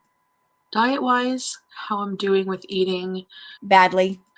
I'll probably talk less about it on my channel. Come on, don't bullshit me. In regards to weight loss and stuff like that, only because I feel a lot of the time when I bring that subject up again, I figured out that what bothers me about it is I'm always justifying my choices. I find myself always justifying my choices. I always find myself justifying what I'm eating. And that kind of justification, it can be toxic. And Chantal, when you do something wrong and you know you're doing something wrong, you will go out of your way to over-explain things. You over-explain yourself because a part of you knows what you're doing is wrong and it's not good for you. So you're not just justifying what you do in front of an audience, you're also justifying what you're doing in your head. And the addiction monster is behind you, whispering in your ear, helping you to justify it because it wants to get fed. I'm trying to, work with a therapist to get away from that feeling of shame with food. I've been watching Chantal for years. Years. And again, I have dealt with food issues, BED. She's claimed for the longest to have BED. I'm not a doctor. I am not here to diagnose her, but in my opinion, she doesn't have BED. Because when you have BED, there's a sense of shame and embarrassment. You eat alone. You don't want anybody looking at you or watching you when you eat, when you have those B moments. But yet Chantal will turn on a camera and record herself doing it, or she'll turn on a live and overeat in front of people. So in my opinion, that does not look like BED to me. It looks like somebody who's just gluttonous and has food addiction and overeats. But never have I seen her express any kind of shame or embarrassment about what she does. I have never seen a video from Chantal. I've never seen a live of Chantal where she said, like, she expresses regret of having a B moment. Like, she'll have a smirk on her face talking about it. Like, she's so smug and proud of herself for overeating. So you don't really have shame and embarrassment, Chantal. Part of me doesn't care if I die at 60, as long as I'm loving just eating. Just want to eat myself into oblivion. Well, you're accomplishing that goal even as we speak. So the problem is everybody has a And the shameful thing is you don't have to. If you're on this side of the grass, you have choices. You can make better choices and have a better life. Once you're on the other side of the grass where sunlight can't reach, it's game over. There's no more choices to make. But you are choosing addiction over life when you could have a life without addiction. different opinion on what is healthy, on what someone should eat to lose weight. You know, I almost feel like I get told off, I guess, in a sense, by a lot of people. Like, what are you doing? No, don't eat that. That has too many carbs. Or it's just like I just envision the tone. And I guess with writing a comment, the tone doesn't really come through as well as, you know, maybe sometimes people don't mean to sound that way. I don't need your comments saying, here we go again. I don't need illness shaming, cycle shaming. I don't need your negative comments. But you know, Chantal, when you get in front of a camera, when you do videos, when you go live, you are showcasing what's going on with you. If you did not put you eating food on camera, on video, nobody would have anything to say. You purposely put yourself on camera because you want everyone to watch. You want an audience for your overeating. You're looking for a niche group in your audience that it will appeal to them and they will gather to you and give you extra money. So you really can't complain about people in the audience who are not with that fetish, who they care about you, and they don't want to see anything bad happen to you. They don't want to see you get sick, and they're just reacting the same way that somebody else in your real life would behave if they saw you doing that. They're just having a human, normal reaction to seeing somebody overeat and make themselves sick. I don't care about them. They're not wanted here. So please go elsewhere. Thank you. But I'm just going to stop justifying what I'm eating or what I'm doing. I know I put a post up a while ago about making drastic changes. And you know what? I'm going to be honest with you. You can't do drastic changes on your own. You can't. You need professional help. If you're going to get help, you need other people to tell you what to do. You need other people to take control of you because you're out of control and you don't know how to help yourself. And it's okay if you don't have all the answers. It's okay to throw up your hands and say, I don't know what I'm doing. I have no idea how to fix this. It's okay to admit you don't have the answers. Because the moment you throw up your hands and say, I don't have the answers, then other people can grab your hands and say, we have the answers, or we can help you find them. But you've got to have your arms open. You've got to have your hands out for other people to reach over to you and grab your hand and give you help. but you've never reached out for the help, Chantal, because you are convinced you have all the answers. If you do, why are you so sick? Why can't you make yourself well? Because you don't know what you're doing. Because you're out of control. You've been out of control for years, and your body's at a breaking point where it can't put up with much more. You're back in Kuwait right now. We know what that means. We know exactly what that means. You're going to sit in that apartment. You're going to eat your little heart out. Salah's going to bring you the fast food. Girlfriend, if you get another 50 to 100 pounds, you will be bedbound. And considering all the things that I've seen, with something going on with your eye and part of your mouth drooping and one side of your face is swollen, you might have already had a mini stroke, which might lead to a bigger one, which could be devastating or lethal. Your body can't take much more. It just can't. So your health, your life is for you. Either you care about it or you don't. Your choice. But you can't carry on the way you have.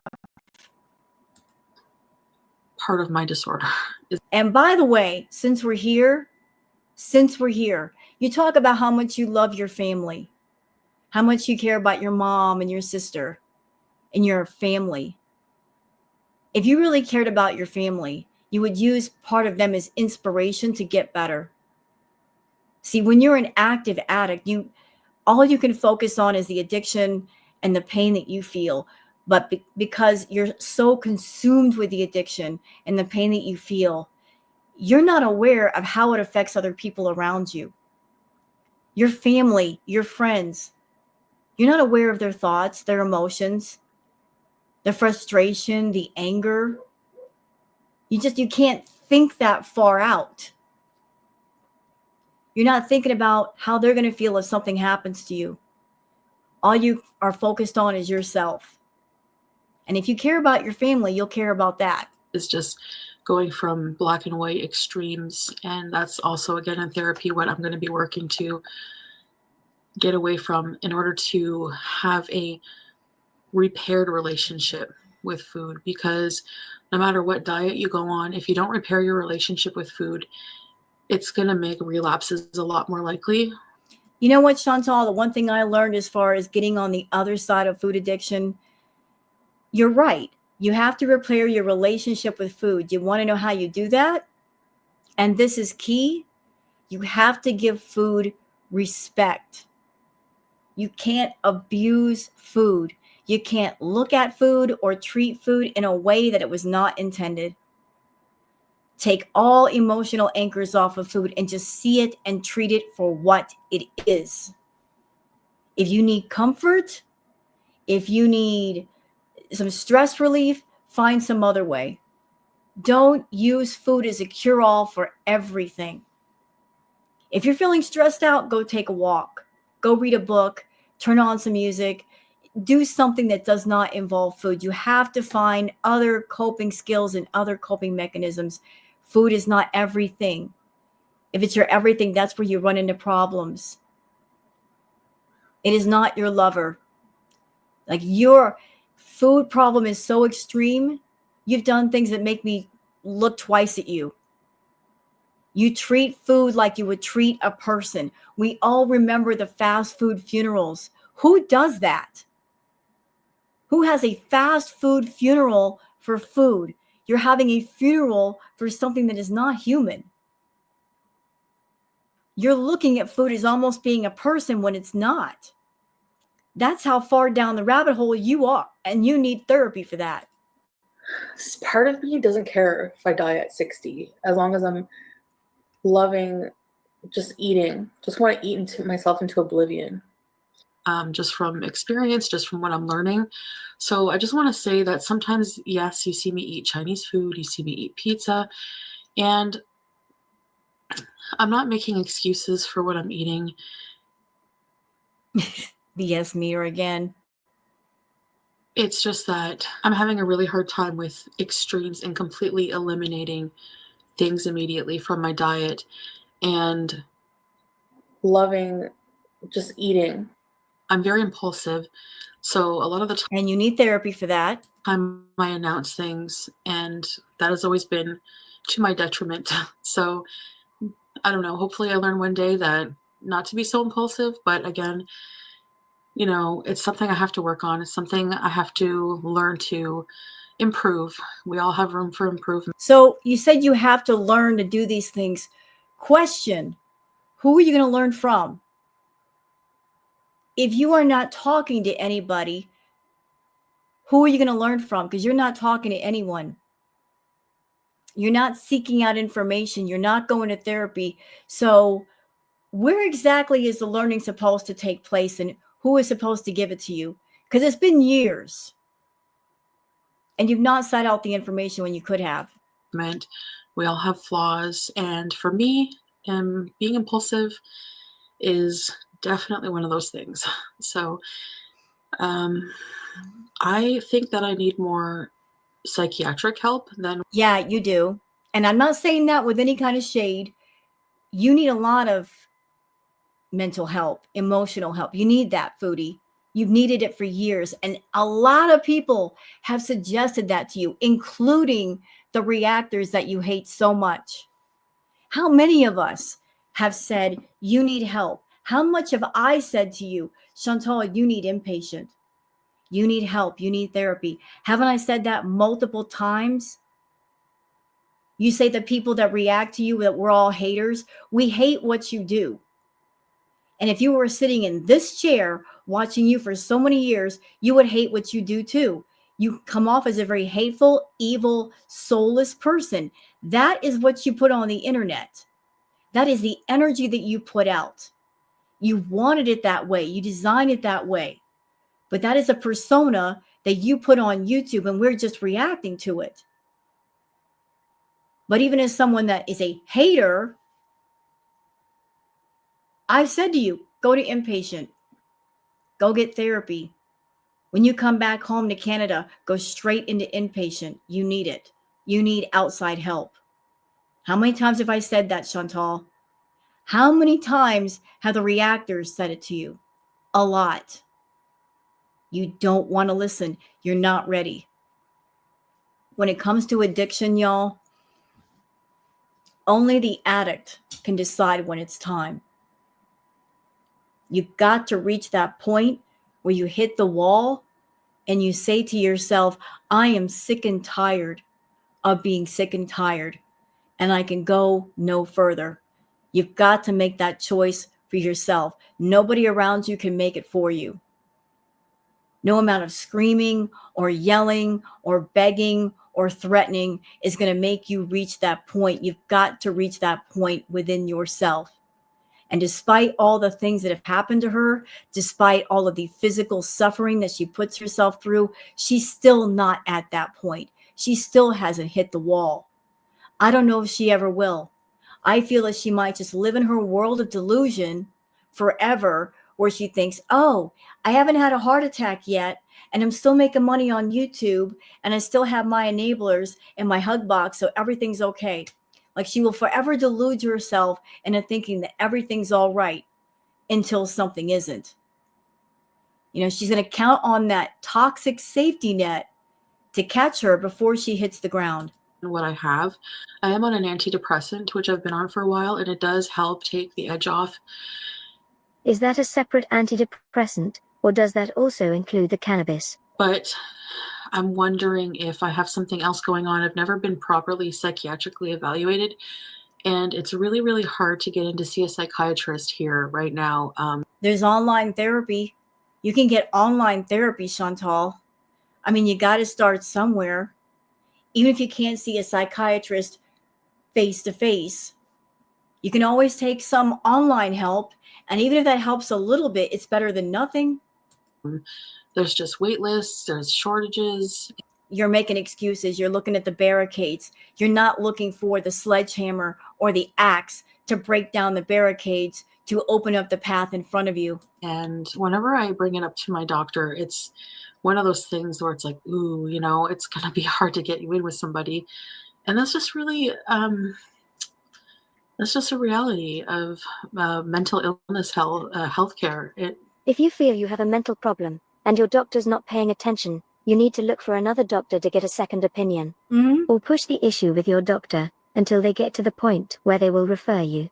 Don't make excuses like you always do. Push through it and see it through. Exactly. Well said. Unless this is just more trolling, then forget everything I said. You know, I'm in Canada and that's just how it is here. And I'm sure it's like that in a lot of other places. So it's just something I'm continuing to struggle with. And yeah, so. You know, I'm going to say something to you, Chantal. You've always struggled, but you've never fought. Everybody struggles. But you know how you deal with the struggle? You fight. You fight. So you'll go only as far as struggling, but you won't fight. You won't put up a fight. You won't fight against the things that you know are hurting you, controlling you, manipulating you. From the inside, your own addiction manipulating you, you won't fight against that. You lean into it. As a matter of fact, you justify it. Oh, it's okay to have this addiction to food because I'm making money on YouTube and it brings people to me and they give me attention. So all is well. Is it? It's not. It's really not. There are consequences for stupid choices and stupid decisions. And you're dealing with some of them right now. Your bad health, being on the max doses of all your diabetic medications, taking insulin. You don't even take your medications right.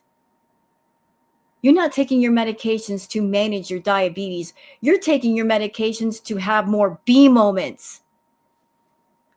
So you don't go into a diabetic coma. You manipulate your medications for that purpose. So you can eat more and not end up in the hospital. But there's going to come a point, Chantal, where those medications stop working. And they can't do anything else for you. But according to you, everything's okay. Everything's okay. As long as you don't end up in the hospital, you're okay. I understand that everyone has a different opinion, like I said, on what should be eaten and what should be done. And you should be an inpatient. You should see this. And I used to just kind of fight that and be defensive. And I don't need your comments saying, here we go again. One moment, please. Okay, let's keep going. I had to stop for a minute to use the ladies' room. Some thoughts before we continue. This is just my opinion. I think Chantal, the only thing that would work for her is strict, locked down inpatient. For her to go into an inpatient facility where she has absolutely no control. She's not allowed to leave.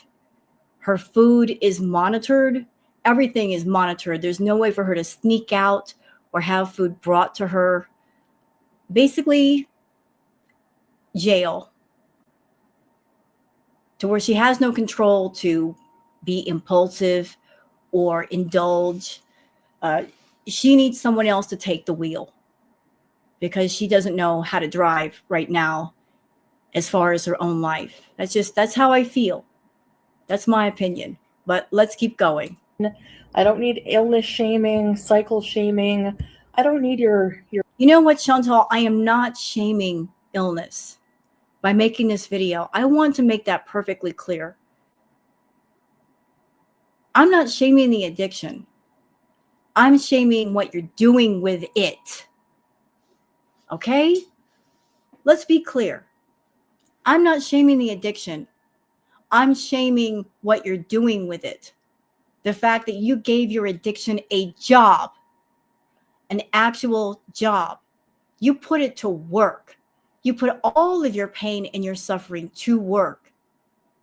You gave all of your issues, mental, physical, emotional, all of your addictions. You set up desks with phones and cubicles and you put them to work to help make you money versus doing what you should have done and deal with them one by one until they no longer are ruling your life. You've monetized all of the wrong things, and you've not explored all of the right things, because there's more to life than addiction and suffering. There's a whole life out there that you haven't experienced yet, and you're not going to experience as long as you let addiction rule and take you over and be the puppet master for you. And I find that incredible, that you are a hardcore narcissist. You love being in control of everybody. At the same time, you're out of control with yourself.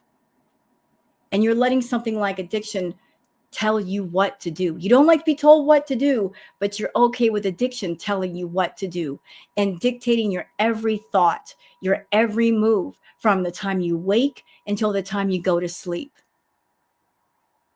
You let it control you. Insane.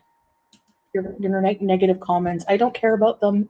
They're not wanted here. So you know what? When you decide to be an addict and bring your addictions to YouTube and put them on full display in front of everybody and monetize them and glorify them, people have a right to their opinion. You came onto YouTube, which is a public forum. Let me say that again, a public forum. You put everything on full display for everybody. And it isn't just an adults only audience. There are people that are not adults on this platform that might come across your content and see it. You're saying, I want to be on this free to use platform, and I want to make money with who I am and what I do. And you choose to act negatively, and then you get negative feedback for acting negatively, for putting your addictions and your obsessions on full display of the public. The public has a right to how they feel. And if they're calling you out, and if they're saying you shouldn't be doing this, you shouldn't be showing this, it's because those people that are saying that, it's not that they're haters, Chantal. It's the fact that they're recognizing that what you're doing to yourself on full display is wrong. And you should really think about that rather than fight against it. please go elsewhere. Thank you. You know, continually justify my. Like, if you don't want people to say negative things about you doing the food fetish content on YouTube, take it somewhere else. Take it on a private forum. Tell all of your feedies to meet you there. Really, that's what you should be doing anyway. Nobody should see what you're doing on YouTube. That's not what the platform is for. That's not what YouTube was meant for. For people like you who have addictions, you as a full-blown addict, to use the platform to glorify what you do and make money with it and attract people who enable you and keep it going. That's not what YouTube was created for. That might be what you're using it for, but it's not what it was meant for. My answers to you, and I'm just going to stop doing that. You can have your opinion. This is interactive. It's a social media. It might be interactive for other channels, but as far as yours goes, apparently not. Yeah, health updates. What health? Yeah, and she does this too. When she gets negative comments, she'll turn the comments off. She runs from people giving their opinions.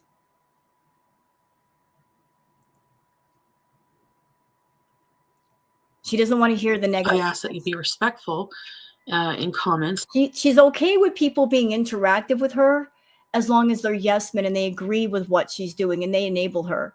She's not interested in that portion of her audience that they recognize something is wrong and they're pointing it out to her. Maybe not in the nicest of ways, but they're still pointing it out to her. She just wants those that agree with what she's doing and they don't speak out against it. I don't, condone the bullying or the hate, but you're allowed to. Somebody giving an opinion is not bullying or hate. They're just giving an opposing opinion to the content that you put on YouTube that you know is wrong and you shouldn't be doing here. Your opinion, if that, but that doesn't mean that if you leave your opinion to someone, doesn't mean that they're going to follow that. It might not be right for their way of living or whatever. So I don't need your comments saying, here we go again. I don't need illness shaming, cycle shaming. I don't need your negative comments. I don't care about them. They're not wanted here. So please go elsewhere. Thank you. I think that people have this perception that because of the back and forth and because of not following through on certain things and, you know, announcing I want to be super healthy and then eating something that would not be considered healthy, that people just see me as somebody who's not wanting to change, who's not doing things to change behind the scenes. And that's fair enough, but that's not true at all.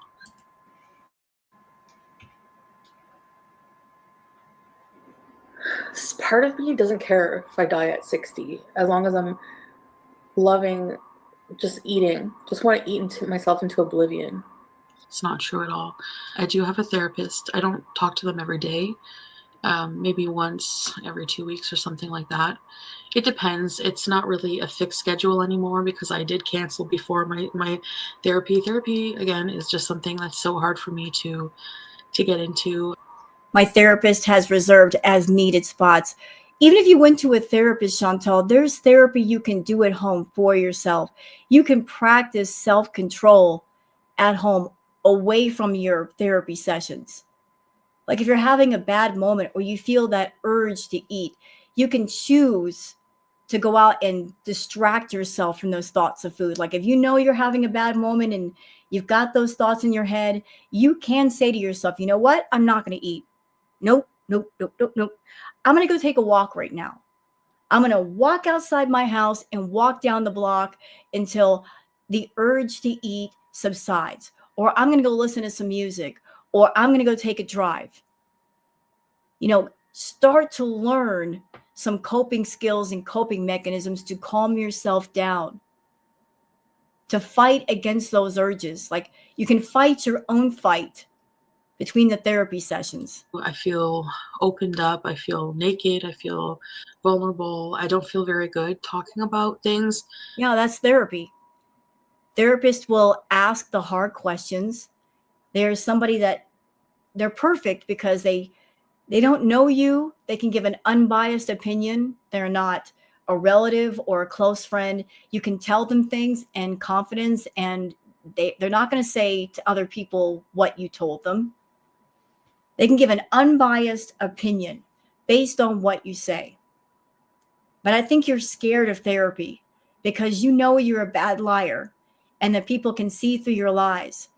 And you're afraid of somebody just digging through the layers, seeing the core of who you are and remarking on it. Like you don't want people to see that deep in you. That's why you avoid the help. You said it yourself, you're afraid of change. What you should be afraid of is what's going to happen if you don't change. It's the same broken record, playing it over and over and over again. You would be more believable if you just stopped with this woe is me bullshit excuses.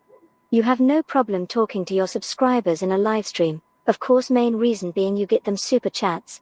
So you have time for them and to share everything about your life. But not to cut you off, not again, but I just wanted to add this. You don't want to go to therapy, Chantal, because if you were in therapy, you'd be sitting in a room alone with a person, no camera running. There'd be no way for you to monetize it. It's just you getting simple therapy from somebody. You don't want therapy because you're always thinking in terms of dollar bills, monetizing. So you try to use the Beezers as a hug box because you can vent on them. And in a way, you're getting paid from them listening to you versus being in a room with somebody that would talk to you and maybe give you actual help because they're trained to give you actual help. What can the Beezers do for you? They listen to you vent, but none of them are a psychiatrist or a therapist. They can't give you advice or help. You just bring all your problems onto your channel and you dump those problems in other people's ears. But you've been doing that for years and nothing has improved. So maybe the answer is do something different. But don't like doing it with a therapist. You are such a phony and a troll. With people, somebody asked me if I ever cry, and I don't like crying. I actually hate crying. I hate that. So I guess I just feel sorry for myself whenever I talk about issues. And I just hate that feeling. So, but I'm going to work through it. And especially for the eating disorder recovery part, a lot of the process for eating disorder recovery is actually, Until you get actual therapy or go in inpatient, you'll never be in recovery. You can't be in recovery for something if you're not getting actual real help. And if you're not around people that could possibly help you. That's just facts. actually seems counterintuitive. I mean, you can't even help yourself. You can't help yourself, Chantal. You don't know how. If you knew how, you would have done it by now. So you can't help yourself. And until you reach out to people, they can't help you. So where exactly is this recovery supposed to come in? Or counterproductive to a lot of people, because when you have an eating disorder, the main thing is that your relationship with food is just all kinds of messed up. And in order to repair that, you have to stop giving moral value to foods. Part of me doesn't care if I die at 60, as long as I'm loving just eating. Just want to eat myself into oblivion. Bad or good or whatever. And it's really difficult because to get ahead, you kind of have to go backwards a bit. What was that? I don't understand. You know, by saying I'm going to allow myself all kinds of food, and no food is good or bad. So you might. Yeah, that's the addiction voice talking to you. And that those evil little whispers you get in your head. I know because I've had them. Like, it's okay, just eat a little bit of something. It won't be that bad. Yeah, the addiction monster talking to you. Trying to like justify things, reason the addiction in with things. Oh, I know you're getting healthy, but you've been good. You can have a cupcake. You can have a piece of cake. You can have a piece of bread. You can have a nashi. You were good today. Reward yourself. You can't listen to that voice. That voice is a liar. It is a manipulator, more so than you are, Chantal, and that's saying something. That voice knows what to say. It'll strike you at whatever mood. If you're happy, then it will appeal to your happiness. If you're sad, it will appeal to your sadness. If you're upset, it'll appeal to your being upset. It knows what to say. It's very persuasive. It's very seductive. And that's why you got to shut it down. Eat all, oh, wow, I can eat all this. So you might eat more of it at first. But then the idea is that without that pressure to eliminate the food from your diet, your mind is not going to panic and restrict and think, okay, I can't have this, so I must eat it all. So there's different steps that are taken, and it's a longer process. So I just wanted to let you guys know, yes, I am working on things, and like I said, the road. And this video was done in 2018. And she's gotten worse, much, much worse. Road to victory is paved with all kinds of failure. So it's a road paved with failures like what you've been doing. Those aren't failures, those are feeder paydays. I don't know about you guys, but I have heard enough of this bullshit from her. Shall we just blow off the last 60 seconds of this video, and see what she's been up to, since she uploaded this video? Grub time. Okay, there's grub time. I love grub time. But great video, not again. Great video. We're going to cut this off, and we're going to go into something else. And this is a bit different. We're going to pivot away from the food issues to another issue that Foodie has, and that's with something else that she's always, like leaned into. If it wasn't food, it was something else. And the something else is Coca-Cola. So Chantal did she did a live stream, which she quickly deleted. She did it and then she dirty deleted it. And this is courtesy of the channel Dean GULLBERRY 585. Like I looked all around for different copies of this live and found this one. But Chantal came online and she confessed to having a problem with Coca-Cola. So anybody out there that might be in my audience, if you've struggled with addiction to party favors of any kind, if any kind of this talk might trigger you, then you can just stop the video now. But I just want to showcase, like, this is Chantal is an addict. She just got different kinds of addictions, and this is just another one. And her addiction to party favors is just as powerful as her addiction to attention and also to food. So for those of you that have never seen this live stream, let me just kind of show it to you.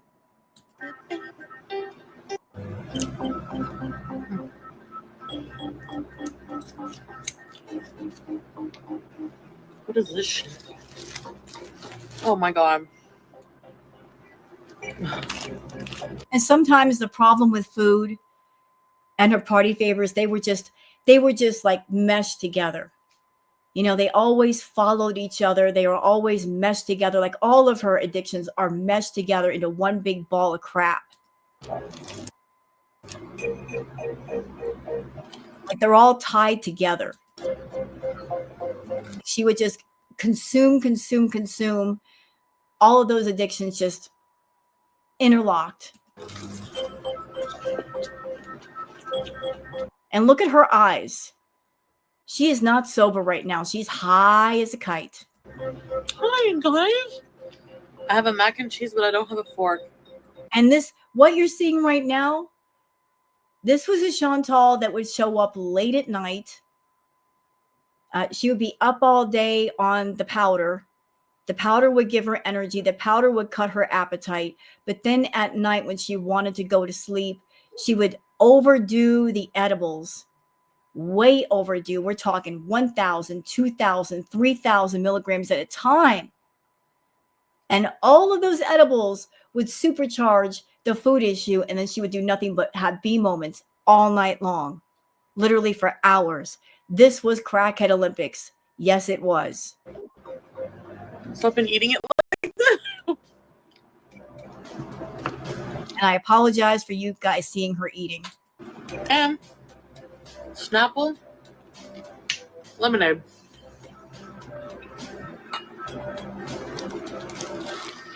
So Chantal knew all the way back then she had a problem with food. She knew all the way back then that she was a diabetic, and this is what she chose to do with her health.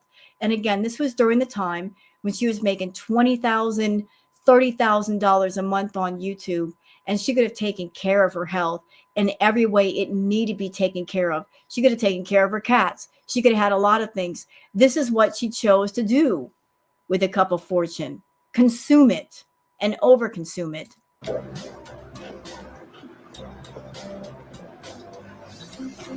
Sorry. Okay, we're going to get past this point. Sorry. I can't. I'm not here for her eating. Oh, we have to include this moment right here. For those that are asking, what is that in her hand? Please allow me to explain. You're not going to like the explanation, though. That right there is a back scratcher. The infamous back scratcher. She didn't have a fork. She could have walked downstairs and gotten a fork. She chose to use a back scratcher to eat her mac and cheese. And no, that back scratcher was not clean before she started eating.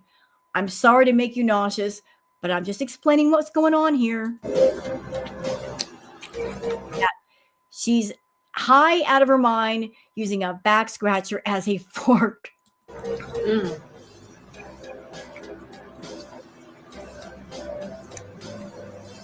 So disgusting.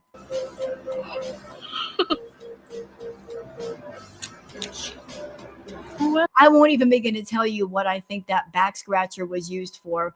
Use your imagination. Sorry to bring that up, but something you need to know. What's that? Oh, shit.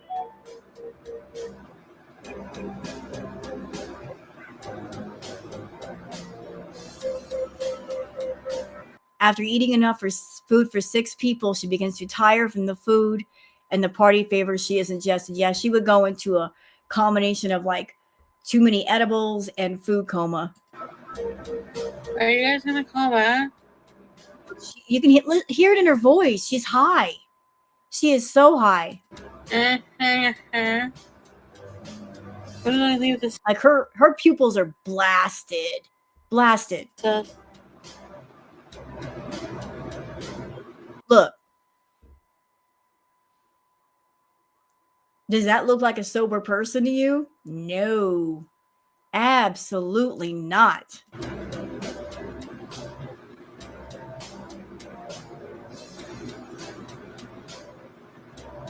Okay. She's so gone.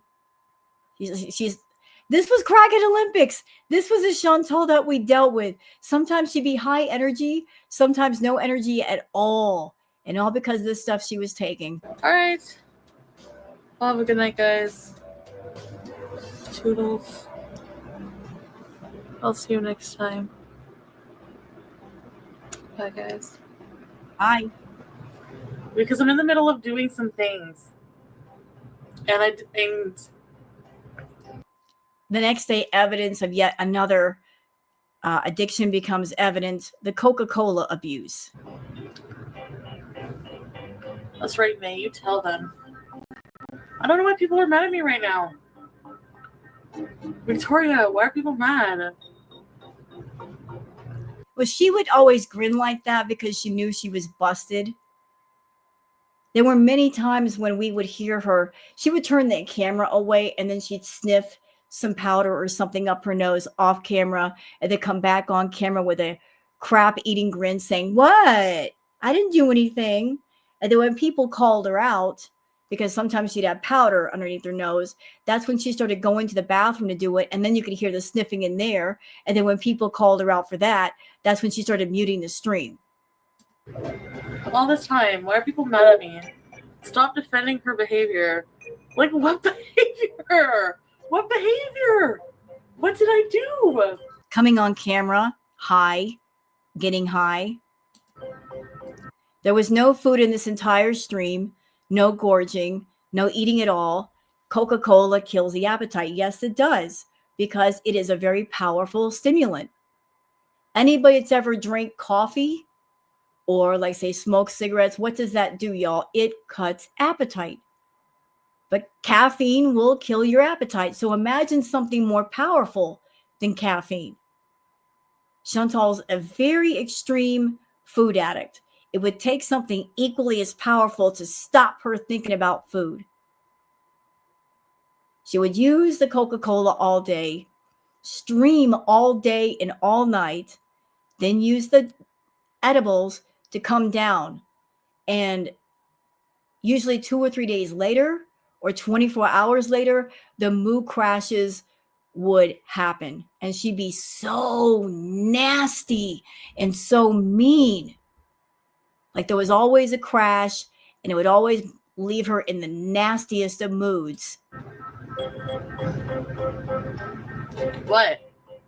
What did I do? I'm still waiting to see what I did.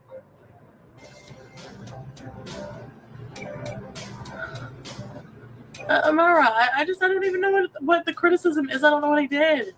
Because you are dishonest. I'm in a mood. How does that work? Okay, I'll be back, okay?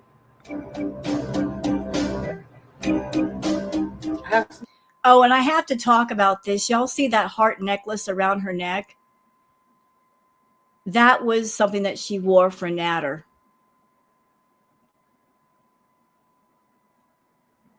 Like she wore that for Natter. Miss I Have Been Abused wore that for Natter to show that she cared about him and to be claimed by him. Like she was twisted back in the day. She was trying to live out some 50 Shades of Grey fantasies online with Natter. Have to do. So I'll be back.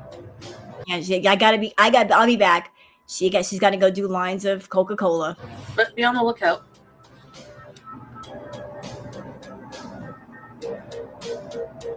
"72 hours later."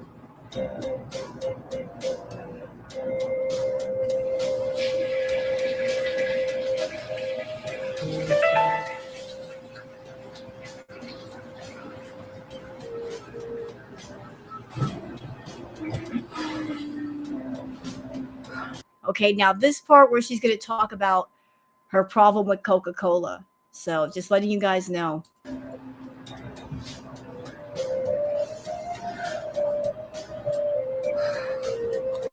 Sorry. Okay.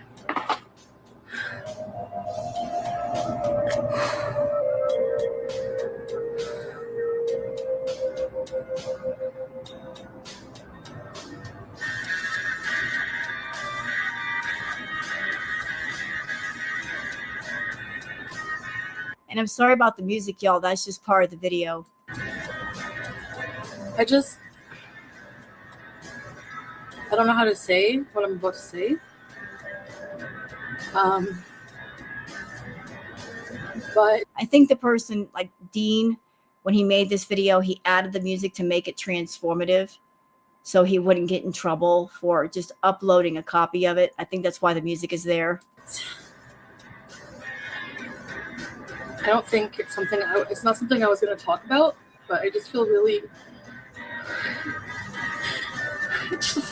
alone and I don't know what to do. Honestly, I don't. Like, I not that I don't know what to do. It's just I talked to BB about it, but nobody else. I kept it in. So imagine that. Imagine being somebody that you choose to get involved with a crackhead that does party favors. And you want to be cool with the crackheads. You want to be accepted by him. So you choose to do party favors. And part of the way that you want to be accepted by the man is you want to lose weight so he will further accept you and maybe even love you. So you decide to make another bad choice by picking up a party favor habit, doing Coca-Cola, spending money on Coca-Cola. And Coca-Cola wasn't the only thing that she was consuming, y'all. She was drinking alcohol. She was buying special mushrooms from Natter. She did a little bit of everything with him. And he was more than happy to sell those things to her because he was her dealer. Like, he was making money every which way with Chantal. She was paying his rent. She was paying his bills. She bought him a new iPhone, a new iPad, buying groceries every week, buying the good stuff from Farm Boy and Adonis, expensive, good food, while she ate fast food. He milked her like the cow that she is. So he was getting all of his bills paid and making lots of side money off of her, but also being her dealer, providing her with all the stuff that she wanted. And there was an incident that happened between Natter and Chantal where he likes to do a lot of stuff, but when she gets going with something, she doesn't want to stop. And she almost OD'd one night. She did so much that it freaked out Natter, and he said, "You can't do any more." And she fought him on it. Like, she, even for by Natter's standards, she went too far. Like, she's excessive in every way. She will never say, "That's enough. I've done enough. I'll stop here." No, she wants to go as far as she can possibly go. Because I think I'm in denial.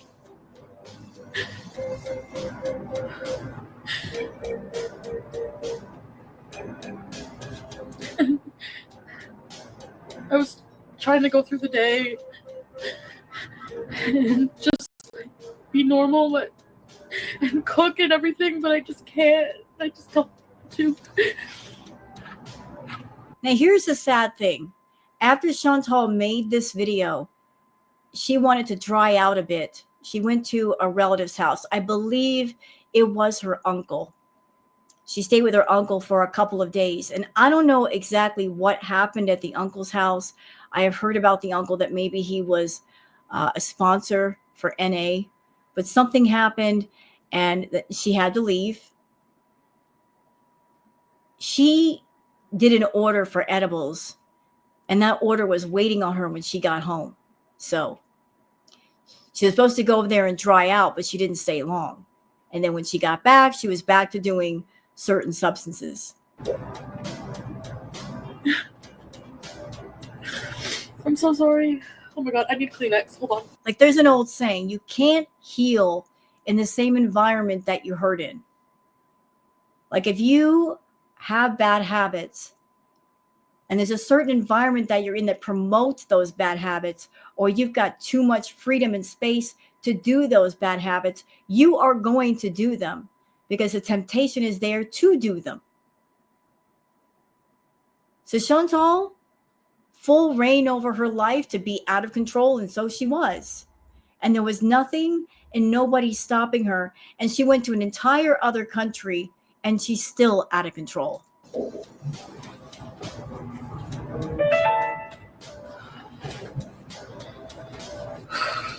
I haven't even told my close internet friends. Like, all of you are going to be like, what the fuck, you know? But I'm not okay.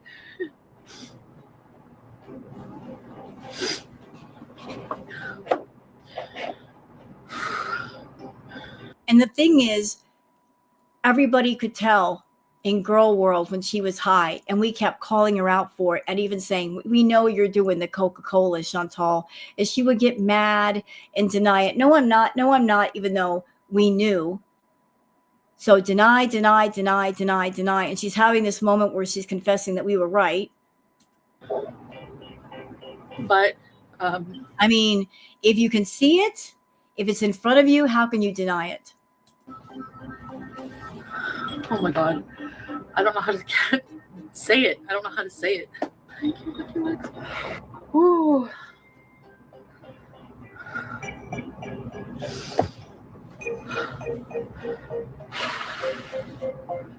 You know, Chantal, I remember when you first started seeing Natter, there were many instances where you would have nosebleeds just out of nowhere. Like, your nose would start bleeding. We thought that was weird. And then as time wore on, we started noticing things like you sniffing things in the background and like the white powder around your nose and acting hyper. We figured it out pretty quick what was going on. I'm pretty sure that I'm addicted to cocaine.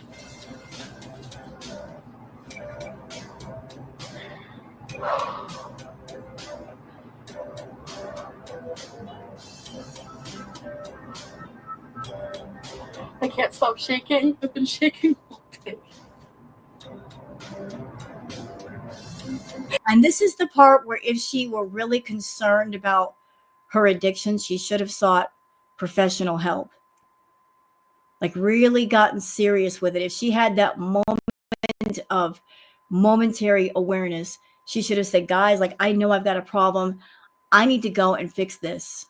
I need to sign up for therapy right now. Like, this is too much. It's out of control. But she didn't do that. She just went as far as confessing things on the internet and didn't go any further. Like, let's monetize my suffering. Let's monetize my addiction and the fact that I have addiction, but let's not heal the addiction.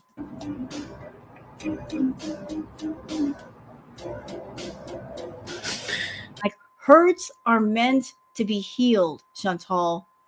They're not meant to be monetized. You're not supposed to make money with pain.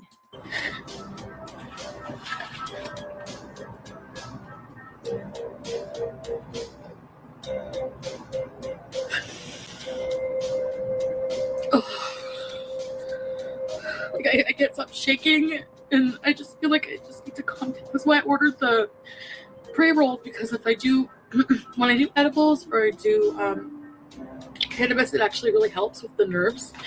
Because So her answer to being addicted to party favors is to take other things. Yeah, like just she's candy flipping. What do they call it? Candy flipping, when you're going from one thing to the next thing. And that's something that Chantal did frequently back in Crackhead Olympics. Whatever she does too much. And whenever you do something too much, you chase up your tolerance to it. And you can get to a point where you can't feel pleasure or high off it anymore. So remember the live stream that I showed you guys where, she was doing the New Year's stream with Pete's? She was just doing the vape pen, correct? Okay. So the vape pen became doing the actual, like the pre-rolls. Then the pre-rolls became the edibles. She was coming on stream, showing off with them, taking 20 milligrams, then 50, then 100, then 200, then 1,000, then 2,000, then 3,000. Ridiculous amounts of edibles. The body can only get so high and take so much. And then after that, you can't feel anything. So she chased up her tolerance all the way up with her edibles until they weren't working anymore. And then she would switch to something else, and then lather, rinse, repeat with that thing, and then switch to another thing, and then flip back to the first thing once the tolerance has come down and she can feel something. And so it also is with the food. Like, she started off in a place where she actually got a rush off the food. But then the more she eats, the less of a dopamine hit she's getting in her brain. She doesn't eat anymore for the sake of that dopamine. She's eating just to eat because that's what the addiction voice is telling her to do. So she's like a hamster on a hamster wheel, just chasing her tail, chasing it, but not quite catching it. my nerves are just so like. Welcome, Geraldine.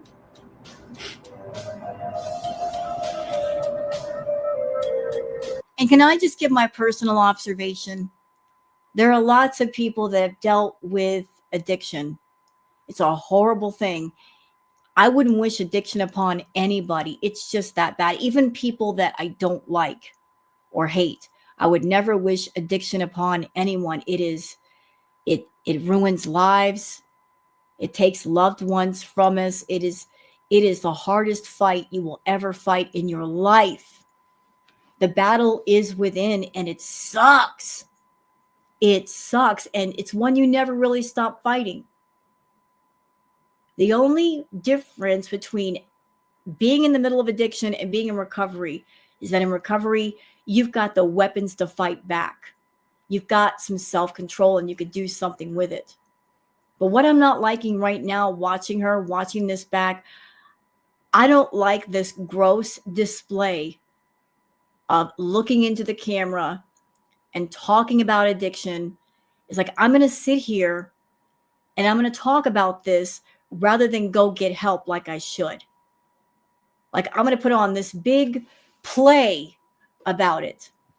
I'm going to shed these tears, and I'm looking for sympathy from people when really she should be looking for help. It's just a gross display of, you want sympathy and you want attention, but you don't want real help. You don't want to heal. You just want to monetize your hurt and put it on display and give it a spotlight and give it a job. Gross.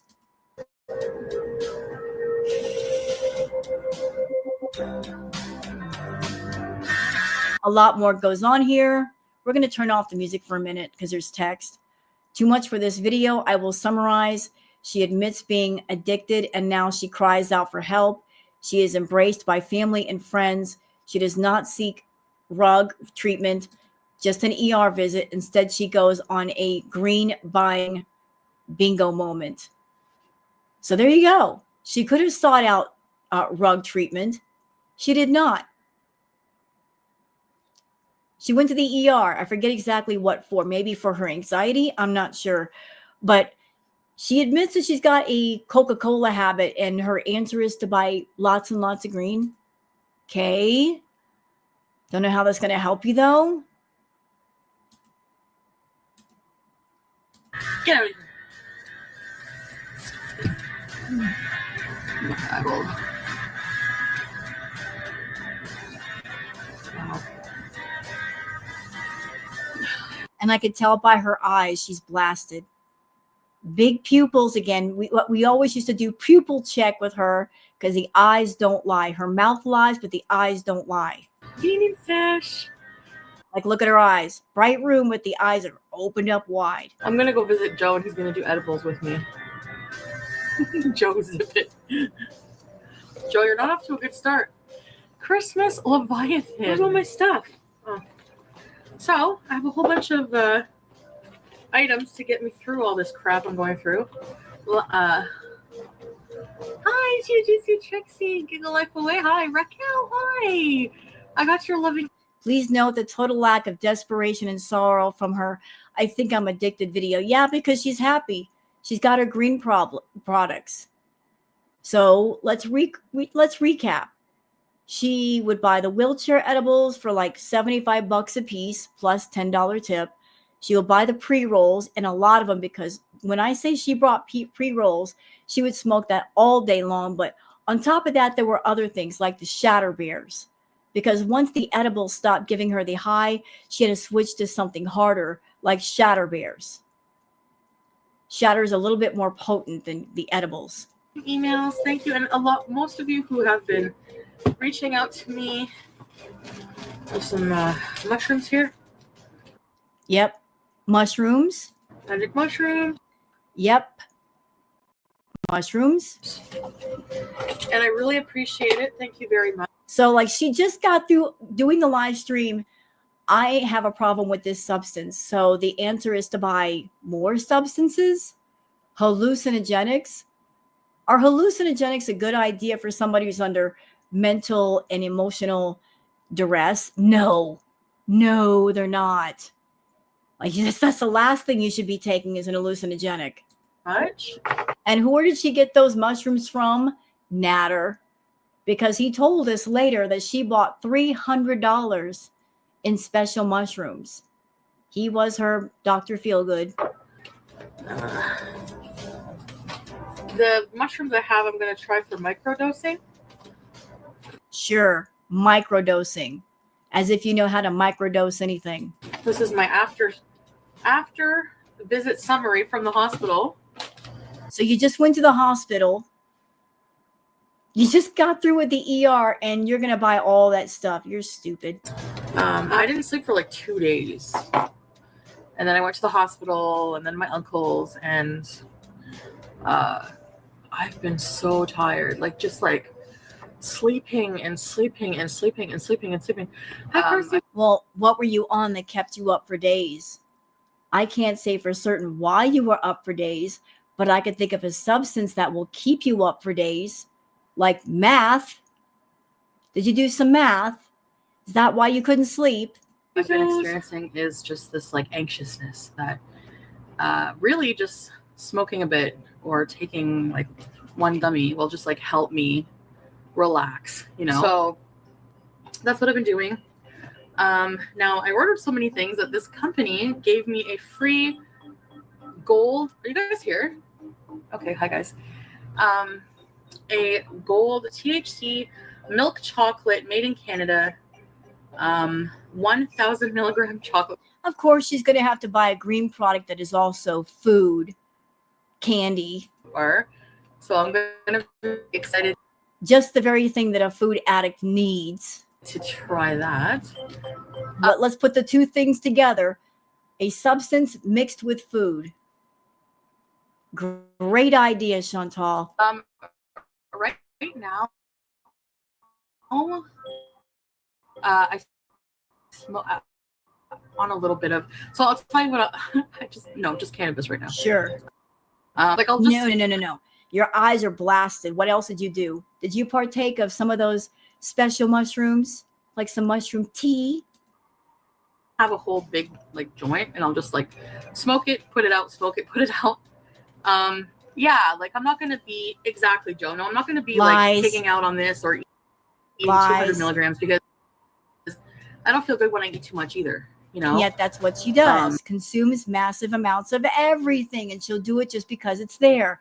That's why if you're addicted to something, you can't have it in the house. It's not a good idea. You got to put it away from you to where it's a pain in the butt to get to it. That might actually stop you. Unregulated stuff, really? I don't know. Yeah, so this is gonna go in my stash here. I'm gonna light this candle because I'm in my room. I actually really like being in my room. Yep, because you like to isolate when you're high. With my lights lit, and I know this sounds so bad. I have so much support that it's a little overwhelming at times. You know what, Chantal? There's nothing wrong with having support, but I think you have the wrong kind of support, because the support that you have, it's people who enable you. They back you up on the worst of things because they are interested in getting something out of you. Like if they have the food fetish, you fulfill their food fetish. So if the fetish that they like involves you harming yourself or hurting yourself or getting high, of course they're going to encourage you to consume because they get what they want out of you in the process. Like there's times where I've been snappy at my family who's helping me. Like I feel so bad because like a lot of support when you're like not feeling good is overwhelming a little bit, I'm noticing. Do you know what I mean? Like just constantly people who are caring about you and like checking in. And I ordered so much. Like if you order a certain amount of stuff, they gave me this free bar. It's 1,000 milligram chocolate. And I'm milk chocolate. Put that away. Put it away. Pretty cool. Put it away. Thank you. This is where Chantal's money went. Food, edibles, edible products, buying tons of stuff impulsively on Amazon. She would go through money like it was going out of style. If she had saved even a third of what she made during Crackhead Olympics, she could have done so many positive things for herself. But she, like Amberlynn Reed, they all operate under everything's good right now. It'll always be good. Well, what if it isn't? Things change. Things change a lot. She didn't prepare for the future. And now she's in a place where she's stuck on the hamster wheel and she can't get off. She has to constantly go on YouTube and do her lives and do the cameos and consume the food to keep the feedies happy because that's how she's paying the bills and that's how she's paying Salah. And even Natter. She can't get off the hamster wheel. If she had made smart decisions during this time, maybe she would have been able to get off. But she doesn't want off. Oh, so I'll eat that one day. I did get more packs of the Shatter Bears. Yep, Shatter Bears. As you can see, I had one already. Not today, but yesterday. Hi, ducks. Yeah. I got my Shatter Bears. I'm going to be just... And Shatter Bears are much more potent than regular edibles. Having like a lower dose, like probably 60. Because again, she just kept chasing her tolerance up. So we started with the vape pen, then the pre-rolls, then the edibles. Once the edibles stop working, gotta find something stronger and stronger and stronger until you hit the wall. There is nothing stronger. And then flip over to something else just to feel something. Chase the tolerance of that all the way up the wall. Hit the ceiling with that. Move back on over to the first thing because the tolerance has gone down because you haven't done it in a while. Chasing the tail of the dragon. Never quite catching it. Be like maximum kind of thing, you know? Not 200 milligrams. Hi, Lindsay. This is just like medication for me right now. It's not medication though. And even if it were, which it's not, you abuse it. There's a little saying, Chantal, everything in moderation. You don't know how to moderate anything and just be chill with it. You always do too much. Like it's not. It's actually not recreational. This is like, I need this. No. Stop. You did not go to a doctor. He did not prescribe these things for you and say, you have a prescription to take these things. You're calling it medication, but it's not, because you haven't been to a doctor. For them to say, yeah, go ahead and get the edible bar of chocolate and the shatter bears and this, that, and the other thing, and that is your medicine. No, you're doing things recreationally. Right now, the bears are, so one bear is 50 milligrams. I think it is. And remember what I said.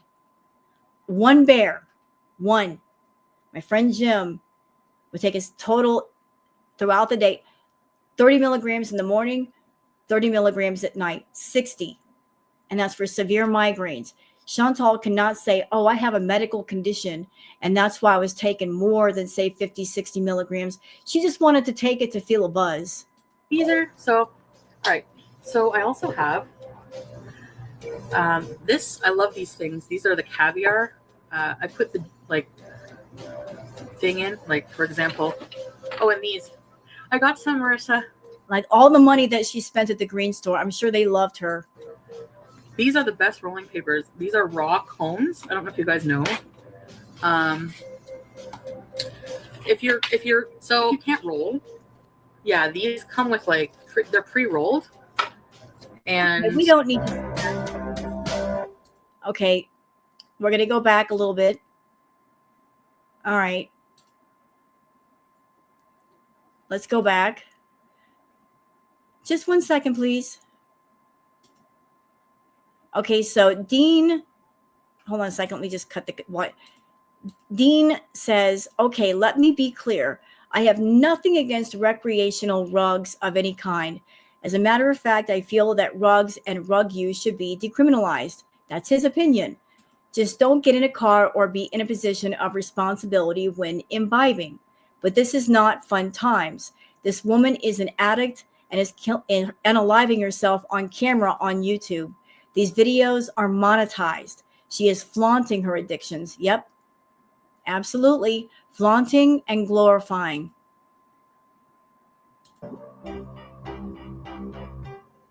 And this thing, you can go like that with the stuff once it's ground up. And even now in Kuwait, she may not be flaunting the pre-rolls, the shatter bears, the edibles, but she's flaunting her food addiction, flaunting it and looking for people that appreciate her flaunting it and will pay her to keep on flaunting it and keep providing them free content on YouTube. So put it in. I did roll myself some yesterday. I'm gonna smoke one now. Now what's inside? I have 3. Like why did she didn't need to get on YouTube and do all this? Like if you want to smoke, you can do it off camera. We don't need a tutorial. I have mixed. I got a nugget of pomegranate. This is not just her showing off her stash. This is her flexing on all the money that she spent on these things. Like, look what I got. Dispensary show and tell. Look what I got. Look at all the money that I spent at the dispensary because I've got money to burn. Juice. I don't know if you guys know what that is. It's expensive, like 3.5 grams. It came in like a nugget. It was like $55. I didn't realize it would be that small, but it's really. And never once did she stop and think, maybe I shouldn't get on YouTube and show this stuff off. Maybe I should just keep this to myself instead of doing like a green hall show and tell type situation. It's really potent. How do you? And then I have 14 grams. Get the idea. Yeah. So this is my. I'm gonna keep this in the drawer. This feels more like a crap. It's more like a what I've been sprinkling. Chantal, stop showing stuff on camera, please. Thank you. On my joints is something called. Okay, you know what? Is the rest of this video just her showing? It looks like that's all it is. It's just her showing stuff off. And I also have a candle right beside it. Oh, and by the way, during Crackhead Olympics, she did a lot of this, blowing her nose. That was another tell that she was doing the nose candy. She would constantly blow her nose, and if it wasn't that, She would go to Natter's place, come home the next morning, be in a crappy mood, and talk about her throat being raw. And that had to do with the nasal drip from the snow, and that would make her throat raw. And then she'd be all about the, like iced drinks to chill down her throat. Like, and her voice would be different. That's how we could tell when she was indulging in the party favors and the snow.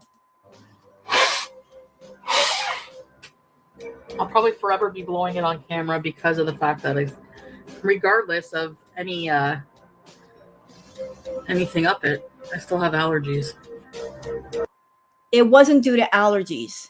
She kept saying that on camera. I've got allergies, but I went back a while back. I did a video. I did some homework. I'm like, does she really have allergies? And I found all kinds of footage of Chantal over at BB's place. She never had allergies in the house. I found footage of her like walking in the middle of a field surrounded by flowers and weeds. No allergies there. I found more footage of her walking through a forest. Coincidentally, she was right next to a patch of ragweed. No reaction. Yet all of a sudden, she's going to get allergies while sitting at her own home. And it always happened after she went to go see Natter. No, not allergies. Okay, you know what? We don't need to see anymore. We're done here. I don't want to see your smoke. So I just wanted to put this react together. So I would like to give it special thanks to the following channels. Not Again, Dean GULLBERRY, and What's Happening. And I'll be leaving the links for all of their videos down below in the description. Hope you guys have enjoyed this retro react. If you have, please like and subscribe and leave a comment. Thank you so much for being here, and I'll see you guys on the next one. Until then, take care of yourselves and each other. Bye.